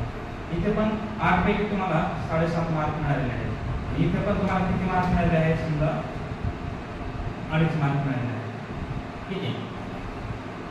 तर बघा आता काय इथे हाफ मार्क मिळाल्यानंतर हा हाफचा 1 बनतो. आतापर्यंत आपल्याला माहिती होतं की एक्झाम शाळेच्या लेवलवरती सगळे मार्क मिळत झाल्यानंतर हाफचा 1 होतो, पण इथं बोर्डाला प्रत्येक क्वेश्चनला हाफचा 1 बनत असतो. हे लक्षात ठेवा. परत सांगतोय, बोर्डाच्या पेपरच्या चेकिंगमध्ये प्रत्येक क्वेश्चनच्या शेवटी हाफचा काय बनतो 1 बनतो. म्हणजे 7.5 पासून किती झालं तुमचं 8. जर वाटतं तुम्हाला 8 मिळते. ठीक आहे. तिथे 11.5 पासून तिथं पण किती मिळेल तुम्हाला 12 मिळेल. 8.5 पासून किती मिळेल 9 मिळते. इथे पण 7.5 पासून किती मिळेल 8 मिळेल. आणि इथे पण किती मिळेल 3 मिळेल. ठीक आहे. म्हणजे बघा half half half half half हे 2.5. नंतर परत सगळ्यात मिळून जर हाफ असेल तर लास्टला आपण सगळ्यात हाफ मिळून 1 बनवतो. असं प्रकारे 3 मार्क तुमचे इझिली वाढू शकतील. ठीक आहे. बघूया पुढचं लेसन. त्याचं नाव आहे ट्रिग्नोमेट्री. मराठीत त्याला म्हणतात त्रिकोणमिती. Trigonometry mostly use in construction field. सगळ्यात जास्त हा वापरला जातो कन्स्ट्रक्शन फील्डमध्ये. ठीक आहे. इंजिनिअरिंगमध्ये हे जास्त वापरलं जातं आहे कन्स्ट्रक्शन फील्डमध्ये. त्यानंतर बघा त्याच्यामध्ये काही रेशो आहे, त्या रेशोचा आपल्याला स्टडी करायचे आहे. 9thला पण याचे रेशो होतं, तर मी शॉर्टमध्ये शिकवतो पूर्णपणे. साइन थीटा असतो 1 आपण कोसेक थीटा. पहिले बघा पूर्ण 6 रेशो आहेत आपल्याकडे. कोणता आहे पहिला साइन थीटा, नंतर आहे cos theta, tan theta, cot theta, sec theta, cosec theta. हे नाव तुम्हाला लर्न करायचे असतील. Sine theta, cos theta, tan theta, cot theta, sec theta, cosec theta या ऑर्डरमध्ये जर ठेवलं तर तुम्हाला खूप इझी जाईल. बघा साइन थीटा आणि कोसेक थीटा यांचे एक्झॅक्टली एकमेकांच्या ऑपोजिट यांचं वागणं असतं एक प्रकारे. साइन थीटा आणि कोसेक थीटा एकमेकांच्या विरुद्ध असतात. कॉस थीटा आणि सेक थीटा हे पण एकमेकांच्या विरुद्ध असतात. टॅन थीटा आणि कॉट थीटा हे पण एकमेकांच्या विरुद्ध असतात. म्हणून फॉर्म्युला आहे काय होतं बघा. Sine theta equal to 1 upon cosec theta. Sine theta equal to 1 upon cosec theta. Cos theta equal to 1 upon sec theta. एकमेकांच्या विरुद्ध 1 upon cos theta. Tan theta equal to 1 upon cot theta. मग cot काय असेल टॅनच्या opposite 1 upon tan theta. Sec काय असेल कॉसच्या opposite 1 upon cos theta. मग कोसेक काय असेल साइनच्या opposite 1 upon sine theta. Clear. इथे बघा इथे दोघांचा क्रॉस मल्टिप्लाय केलं इक्वल काय राहील 1 राहील. मग तेच केलं फॉर्म्युलामध्ये बघा. Sine theta equal cosec theta equal to 1. Clear. त्यानंतर हा दुसरा पॉइंट आहे cos theta equal sec theta equal to 1. या दोघांचा क्रॉस मल्टिप्लाय केलं. आणि इथे पण तसंच tan theta equal cot theta equal to 1. इथे पण cot theta equal tan theta 1 येईल. लिहिल्यावर हे मागचे पण वरती सेम आहे. त्याला आपण एकदा केलं आहे. नंतर बघा राईट अँगल ट्रायंगल मध्ये हे रेशो कसे काम करतात. 9th आपल्याला बेसिक पद्धती पण सांगतो. समजा हा राईट अँगल ट्रायंगल जर असेल तर 90 डिग्रीच्या ऑपोजिट साइड असेल तर हायपोटेन्यूज. त्यानंतर हा आहे हाईट या परपेंडिक्युलर म्हणूया. आणि हा आहे तुमचा बेस जो ग्राउंडला लेवल असतो. ठीक आहे. आता बघा हे रेशो याच्यामध्ये कसे काम करतात. आणि आपण समजा घेऊया की हा थीटा आहे. अँगल ACB हा काय तुमचा थीटा आहे. तर काय असणार बघा sin थीटा असतो ऑपोजिट साइड आपण हायपोटेन्यूज म्हणजे AB आपण AC. बघा याच्या ऑपोजिट साइड आहे AB, हायपोटेन्यूज आहे AC. दुसरा आहे cos थीटा. cos थीटा असतो ऍडजस्टंट साइड आपण हायपोटेन्यूज सेम BC आपण AC. नंतर tan थीटा असतो ऑपोजिट साइड आपण ऍडजस्टंट साइड ऑपोजिट आपण ऍडजस्टंट AB आपण BC. आणि tan cot काय असतं त्यांच्या ऑपोजिट असतो. म्हणजे त्याला रेसिप्रोकल घ्यायचं ऍडजस्टंट वरती ऑपोजिट खाली. क्लियर. इथे सेक तसंच आहे कॉसच्या ऑपोजिट म्हणजे हायपोटेन्यूज वरती ऍडजस्टंट खाली. आणि कोसेक काय आहे साइनच्या ऑपोजिट आहे म्हणजे हायपोटेन्यूज वरती ऑपोजिट खाली. याला शॉर्ट मध्ये जर द्यायचं असेल तर मला इथे एक शॉर्ट ट्रिक आहे. हे नेटवर्क आलेलं आहे तुम्हाला बघू शकता तुम्ही. काय आहे हे शॉर्ट ट्रिक? पंडित बद्रीप्रसाद हरे हरे बोल. ठीक आहे, काय पंडित बद्रीप्रसाद हरे हरे बोल. पी म्हणजे परपेंडिक्युलर. परपेंडिक्युलर आपण परपेंडिक्युलर म्हणजे बघा ऑपोजिट साइड आपण हायपोटेन्यूज हा म्हणजे तुमचा sin थीटा. परपेंडिक्युलर बेस आपण हायपोटेन्यूज हा तुमचा cos थीटा ॲडजस्टंट आणि हा असतो तुमचा tan थीटा. याला विरुद्ध लिहिलं तर हा असतो तुमचा cos थीटा. cos च्या विरुद्ध असतो sec थीटा आणि हा असतो तुमचा cosec थीटा. क्लियर? अजून बघा ऑपोजिट साइड काय थेरम आहे 30 60 90 आणि एक असतो 45 45 90. दोन थेरम असतात तुम्हाला. 9 चा पण होते 10 चा पण आहे. एक आहे 30 60 90 दुसरा आहे 45 45 90. या थेरमच्या ऑपोजिट वाली साइड कशी असते बघा 30 डिग्रीच्या ऑपोजिट साइड असते हाफ इनटू हायपोटेन्यूज. हायपोटेन्यूज सोबत जर कंपेअर केला आपण तर 30 डिग्रीच्या ऑपोजिट वाली साइड किती असते हाफ असते. त्यानंतर 60 डिग्रीच्या ऑपोजिट वाली साइड जर बघितलं आपण तर √3/2 असते. कोणाच्या कंपेअरला? हायपोटेन्यूजच्या कंपेअरला. आणि 45 डिग्रीचं जर ऑपोजिट वाली साइड आपण बघितलं तर 1/√2 असते. कोणाच्या कंपेअरमध्ये? हायपोटेन्यूजच्या कंपेअरमध्ये. आणि याच तीन व्हॅल्यूचा वापर करून आपण ट्रिग्नोमेट्रिक टेबल तयार करतो. तो कसा बघा मी इकडे मुद्दामून फक्त काय टाकलेला आहे नंबरिंग टाकलेला आहे कारण नंबरिंग मी तुम्हाला हे सांगितलं 1 2 3 4 5 6 या सिक्वेन्स जर लक्षात ठेवलं तर पूर्ण लेसन एकदम इझी होऊन जातं. बघा 1 नंबरला कोण आहे? sin आहे, 2 ला cos आहे, 3 ला tan cot sec cosec. आणि हा टेबल तुम्हाला एक्झामला गेल्या अगोदर बनवून ठेवायचा आहे तो तुम्हाला हेल्प करेल नंतर. तर इथं बघा sin 0 sin चा रेशो असतो 0 0 असतो 30 ची व्हॅल्यू लिहिली बघा 1/2 ही व्हॅल्यू 1/2 60 45 ऑप्शन ने वाटत नाही तर 1/2 नंतर 60 डिग्रीचा √3/2 90 चा 1. cos जो आहे त्याला रिव्हर्स ऑर्डर मध्ये लिहायचं जसं इकडे तिकडनं रिटर्न लिहायचं. हा 1 नंतर √3/2 नंतर 1/2 नंतर हाफ आणि नंतर 0 नंतर tan tan काय असतं दोघांना डिवाइड केलं तर tan मिळतं. sin आपण cos tan 0 आपण 1 0 याला √2 गेट कॅन्सल होईल डिनॉमिनेटर कॅन्सल होईल 1/2 इथं √2 कॅन्सल 1 येईल इथं √2 गेट कॅन्सल √3 इथं 1 आपण 0 म्हणजे नॉट डिफाइंड. 1 ला जर 0 ने डिवाइड केलं तर नॉट डिफाइंड येतं 0 ला कुठल्याही नंबर डिवाइड केलं तर 0 येतं हे लक्षात ठेवा. नंतर cot आहे cot ला याला रिव्हर्स ऑर्डर ने लिहिलं तर cot मिळेल तुम्हाला. sec काय मिळेल cos च्या अपोजिट असतं रेसिप्रोकल घ्यायचं cos याचं डिनॉमिनेटर 1 असतं 1 आपण 1 म्हणजे 1 च येतं. याचा डिनॉमिनेटर वरती द्यायचं न्यूमरेटर खाली आणायचं 2/√3 असं इथं √2 इथे 2 आणि इथे 0 च्या अपोजिट म्हणजे नॉट डिफाइंड. आणि cosec ला पण त्याला रिव्हर्स ऑर्डर द्यायचं. हा झाला तुमचा ट्रिग्नोमेट्रिक टेबल. याच्यानंतर दोन कन्सेप्ट राहतात बघा अँगल ऑफ इलेव्हेशन आणि angle of depression. Angle of elevation म्हणजे काय बघा खाली जिथं आपण उभा आहे एखादं टॉवर आहे किंवा एखादी बिल्डिंग आहे किंवा एखादा चर्च आहे त्याच्या आपल्याला हाईट मोजायची आहे. मग त्या चर्च किंवा टॉवर त्यांच्या मधलं आणि आपल्या मधलं डिस्टन्स दिलेलं आहे एक अँगल क्रिएट होते खालून वरच्या दिशेला याला म्हणायचं अँगल ऑफ इलेव्हेशन. इकडे बघा खालून वरच्या दिशेला अँगल त्याला म्हणायचं अँगल ऑफ इलेव्हेशन. आणि दुसरा आहे अँगल ऑफ डिप्रेशन म्हणजे एखादा बिल्डिंगच्या वरती उभा आहे किंवा लाईट हाऊस किंवा टॉवर वरती किंवा एखाद्या झाडावरती आहे ठीक आहे वरून पक्षी वगैरे वरून खालच्या दिशेला बघतोय आपण तर अशा वेळेला तयार होतं अँगल ऑफ डिप्रेशन हाईट. तो खालच्या दिशेला अँगल तो अँगल आहे अँगल ऑफ डिप्रेशन. याच्या आधारित पण काही वर्ड प्रॉब्लेम येऊ शकतो तुम्हाला तर तुम्ही घरी जाऊन पुढे व्यवस्थित बघा. तर हे शॉर्ट मध्ये करतो तुमचं ट्रिग्नोमेट्री. पुढचा लेसन आहे शेवटचा लेसन मेन्शुरेशन. बघा मेन्शुरेशन मध्ये काय आहे मेन्शुरेशन म्हणजे मेजरमेंट सगळ्या काही 3D फिगर आपला 3D फिगर आहे 9th ला पण सेम कन्सेप्ट आहे 9th ला पण सेम फॉर्म्युला आहे तर त्याचा यूज आपल्याला इथे करायचा आहे. फॉर्म्युला बघूया आपण काय आहे पहिला सेम आहे आपला क्यूबॉइड. आणि बघा अजून एकदा सांगतो की जर कोणाला नाही डाऊट वाटत तर काही क्वेश्चन असतील तर ते तुम्ही कमेंट सेक्शनमध्ये टाकू शकता ठीक आहे. त्याचा व्हिडिओ बनवून तुम्हाला पाठवून देईल. क्यूबॉइड बघा असा शेप असतो क्यूबॉइड शेप मध्ये एक वर्टिकल सरफेस एरिया असतो एक टोटल सरफेस एरिया असतो आणि व्हॉल्यूम असतो. तिकडमध्ये हे आपण बघणार सगळ्या फिगरमध्ये तीन फॉर्म्युला आपण बघणार आहोत. तर वर्टिकल सरफेस एरिया मध्ये 2h in bracket a plus b total surface area असतो 2 in bracket l plus bs plus ls. तीन हे जे आपल्या फिंगर आहेत पहिले घ्यायचे l नंतर b आणि h आणि तिघांची एक पेअर बनवायची l b सोबत एक pair plus bs b h सोबत एक पेअर आणि l s सोबत एक पेअर ठीक आहे. 2 times l b plus bs plus l आणि व्हॉल्यूम तो सोपा आहे l * b * h. अशा प्रकारे हा तुमचा कीबोर्ड आहे. दुसरा आहे क्यूबचे फॉर्म्युला परत सेम. क्यूब म्हणजे एक बॉक्स त्याच्या सगळ्या बाजू कशा असतात सारख्या असतात. याचं जर एक्झाम्पल पाहिलं तर बॉक्स टाइप असतं पेटी compass box, geometry box, math box, हे सगळं काय आहे तुमचं याचे एक्झाम्पल्स आहेत. क्यूबचं एक्झाम्पल म्हणजे क्यूब आहे, खेळण्याचा जो क्यूब असतो तो. त्यानंतर अजून डाईस जे आपण लुडोमध्ये वगैरे यूज करतो तो. त्याचा फॉर्म्युला बघा. व्हर्टिकल सरफेस एरिया असतो 4 side 4L². Total surface area उभ्या 4 आणि वरचे खाली 5 6 म्हणून 6L², 6L². Volume L³ clear.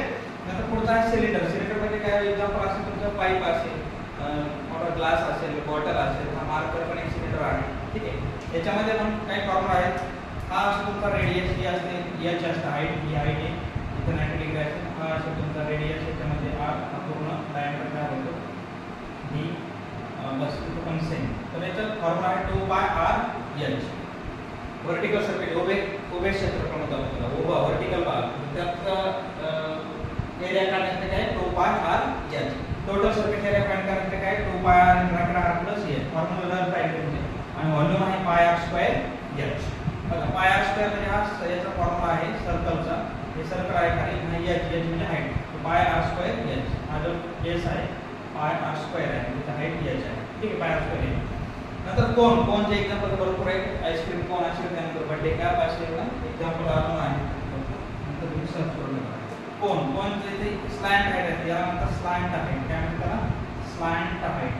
आणि हे फाइंड करण्याचा फॉर्म्युला आहे L² = R² + H². H² हे असेल तुमचे H आणि हे आहे तुमचं R. L² = R² + H². याचं परत टोटल सरफेस एरिया काढण्यासाठी πr/r+l. कर्व सरफेस एरिया, याला कर्व सरफेस एरिया असतो. कर्व आहे, टोटल कर्व आहे, याला पण कर्व असतो. Curve surface area πr/l, πr/r+l. आणि व्हॉल्यूम सेम येतं 1/3 πr². याच्यासोबत याची कंपेअर करावं. इथं 2 आहे, इथं 2 नाही आहे. इथे याच्या ठिकाणी फक्त L आहे, इथे पण 2 नाही आहे, बाकी याच्या ठिकाणी L आहे. आणि इथं फक्त 1/3 लागलं तर हा फॉर्म्युला तयार होतो. नंतर हेमिस्फिअर म्हणजे अर्धगोल, हाफ स्क्वेअर. याच्यासाठी बघा परत कर्व सरफेस एरिया असतो 2πr². Total surface 3πr². स्क्वेअरला हा नसतो म्हणून याचा 4πr². बघा 2πr², 3πr², 4πr². Volume 2/3πr³. इथं व्हॉल्यूम 4/3πr³.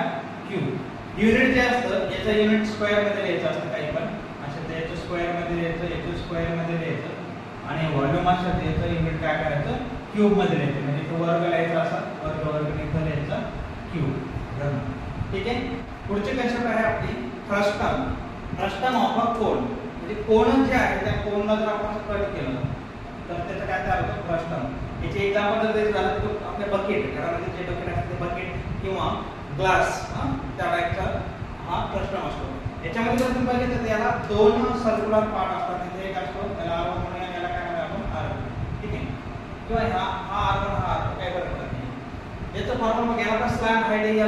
याच्या स्लॅंट हाईट काढण्यासाठी आपल्याला कंपेअर करावं लागेल कोनच्या फॉर्म्युला सोबत. तसंच आहे बघा L = √h² + R1 - R2 where R1 greater than R2. हे R1 जर मोठे असेल R2 पेक्षा तर आपण हा फॉर्म्युला यूज करू शकतो. त्याचा स्क्वेअर घ्यायचा. L √h² + R1 - R2 the whole square. ठीक आहे. नंतर कर्व सरफेस एरिया म्हणजे वक्र पृष्ठफळ आणि टोटल सरफेस एरिया म्हणजे एकूण पृष्ठफळ. तर कर्व सरफेस एरिया बघा काय असतं त्यामध्ये πl/r1 + R2. कोणचा फॉर्म्युला काय होता πr/l.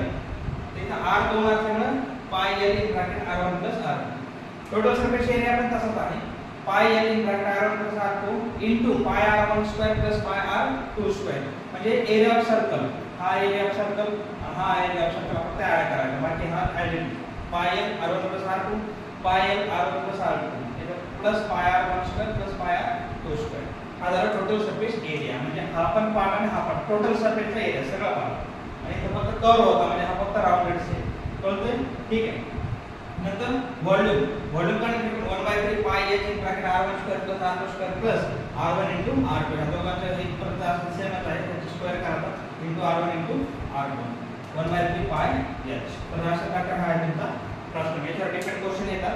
फॉर्म्युला लक्षात ठेवा, क्वेश्चन तुम्ही ऑटोमॅटिकली सॉल्व्ह करू शकता. व्हॅल्यू पुट केल्यानंतर फॉर्म्युला पण तुम्हाला हाफ मार्क असतो, त्यामुळे फॉर्म्युला लिहिणे पण गरजेचं असतं.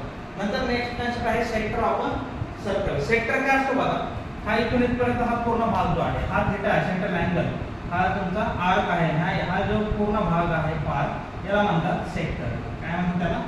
Sector of circle. Sector slice आपण पिझ्झा खातो ना, पिझ्झा मध्ये बघा एकाचे 4 भाग केले असतात, तो एक पार्ट म्हणजे काय तुमचा सेक्टर असतो.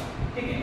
आता सेक्टरचा फॉर्म्युला आहे एरिया ऑफ सेक्टर, ज्याला डिनोट करतो आपण ए न, आणि हा सर्क्युलरचा रिलेटेड आहे त्यामुळे याचा यूज करतो आपण area of circle pi r square, त्याचा यूज होतो. म्हणून फॉर्म्युला मध्ये बघा area of sector is equal to theta upon 360 into pi r square, theta by 360 into pi r square.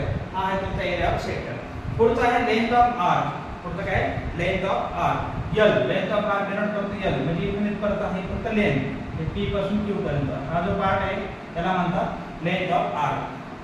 हे काढण्यासाठी फॉर्म्युला आहे theta upon 360 into 2 pi R, म्हणजे काय सर्कमफरन्स, सर्कलचं साइड पुन्हा रिंग काढणं म्हणजे काय सर्कमफरन्स काढणं. तर सर्कमफरन्सचा फॉर्म्युला असतो 2 पाय आर. इथं 2 पाय आर लावतो बघा. इथं एरिया काढायचा होता म्हणून आपण पाय आर स्क्वेअर यूज केला. इथं लेंथ ऑफ आर्क हा पार्ट काढायचा म्हणून इथं वापरणार 2 पाय आर. त्यामुळे तुम्ही इम्पॉर्टंट म्हणून लिहिलेलं बघा दोघांना. ठीक आहे. नंतर ह्या दोघांचं रिलेशन, दोघांमध्ये बघा थीटा अपॉन 360 हे पाय आर स्क्वेअर मल्टिप्लिकेशन तिकडे आलं त्यावेळी डिव्हिजनला जाईल, म्हणजे area upon pi r square हे असं. ठीक आहे. इथे पण सेम 2 पाय आर मल्टिप्लिकेशन ला इकडे काय डिवाइड होईल, याला आपण डिवाइड ला केले 2 पाय आर म्हणून याला आपण 2 पाय आर. राइट ला इथे काय थीटा अपॉन 360 थीटा अपॉन 360 म्हणून हे दोघांनी इक्वल. ठीक आहे. तर तिघांचे रिलेशन हे आहे a upon pi r square is equal to l upon 2 pi r is equal to theta upon 360. आणि ह्या दोघांचं जर कंपेअर केलं तर हे कॅन्सल होईल बघा. इथं पाय पाय कॅन्सल होईल, एक आर कॅन्सल होईल, इथं काय राहील आर हे 2 आणि इकडे राहील a, म्हणजे a is equal to l into r upon 2. a is equal to l into r upon 2. याच्यावर आधारित एक गणित तुम्हाला येऊ शकतं, त्यामुळे तुम्ही थोडंसं व्यवस्थित त्याला करून जा. आणि लास्ट कन्सेप्ट आहे ह्या लेसनचा आणि ह्या पूर्ण सिलेबसचा, जेव्हा आहे segment of a circle. Segment काय असतं बघा. हा जसं की हा पार्ट आहे एक कॉर्ड आणि हे काय म्हणतात लेंथ ऑफ आर्क, या दोघांच्या मधला जो पार्ट आहे त्याला म्हणतात सेगमेंट ऑफ सर्कल. आणि हे काढण्यासाठी एक फॉर्म्युला आहे segment of circle is equal to, याला लिहितात असं बघा px3. सेगमेंट ऑफ सर्कल असतं px3 हा पार्ट पूर्ण. हा काढण्यासाठी फॉर्म्युला आहे r स्क्वेअर इन ब्रॅकेट पाय theta upon 360 minus sin theta upon 2. हा फॉर्म्युला तुम्हाला लर्न करावा लागेल. ठीक आहे. बुक मध्ये याचा एक्सप्लेनेशन दिलेला आहे, जर टाइम असेल तर ते बघून जाऊ शकता अगोदर केलेला असेल तर. आणि असं बघा 1-2 दिवसामध्ये तुम्ही नवीन कन्सेप्ट शिकण्यापेक्षा जे झालेलं आहे त्याला रिवाइज करा, ते तुमच्यासाठी युजफुल असेल परीक्षेसाठी. ठीक आहे. आय होप हा एका लेक्चरमध्ये पूर्ण मॅथ तुम्ही कव्हर करण्याचा प्रयत्न कराल. बेसिक जाण्याच्या अगोदर हे लेक्चर जर पूर्ण पाहिलं तुम्ही 1 तास तर तुम्हाला नक्कीच त्याची मदत परीक्षेमध्ये होईल. आणि अजून एक असं आहे की ह्या लेक्चरवरती जर किंवा अजून जर तुम्हाला काही प्रश्न असेल तर तुम्ही कमेंट बॉक्समध्ये आम्हाला टाकू शकता. त्याच्यावर मी क्वेश्चन व्हिडिओ बनेल किंवा पॉसिबल झालं तर तुम्हाला तिथंच रिप्लाय करून अपलोड करून टाकेल. ठीक आहे. आणि अजून एक आहे की मेहनतीने बनवलं आहे, त्याला शक्य आहे तर ते शेअर करा, सबस्क्राईब नसेल तर सबस्क्राईब करा, कमेंट करा, चांगलं वाटतं नाही वाटत आहे. अजून काही तुम्हाला सजेशन असेल ते पण मला सांगू शकता. नेक्स्ट व्हिडिओमध्ये ते क्लिअर करण्याचा प्रयत्न करेल. ठीक आहे. तेव्हा भेटूया पुढच्या नवीन एखाद्या व्हिडिओमध्ये. तोपर्यंत बाय बाय, टेक केअर. असंच परिणाम सुद्धा तुमचं. थँक्यू. जय हिंद, जय महाराष्ट्र.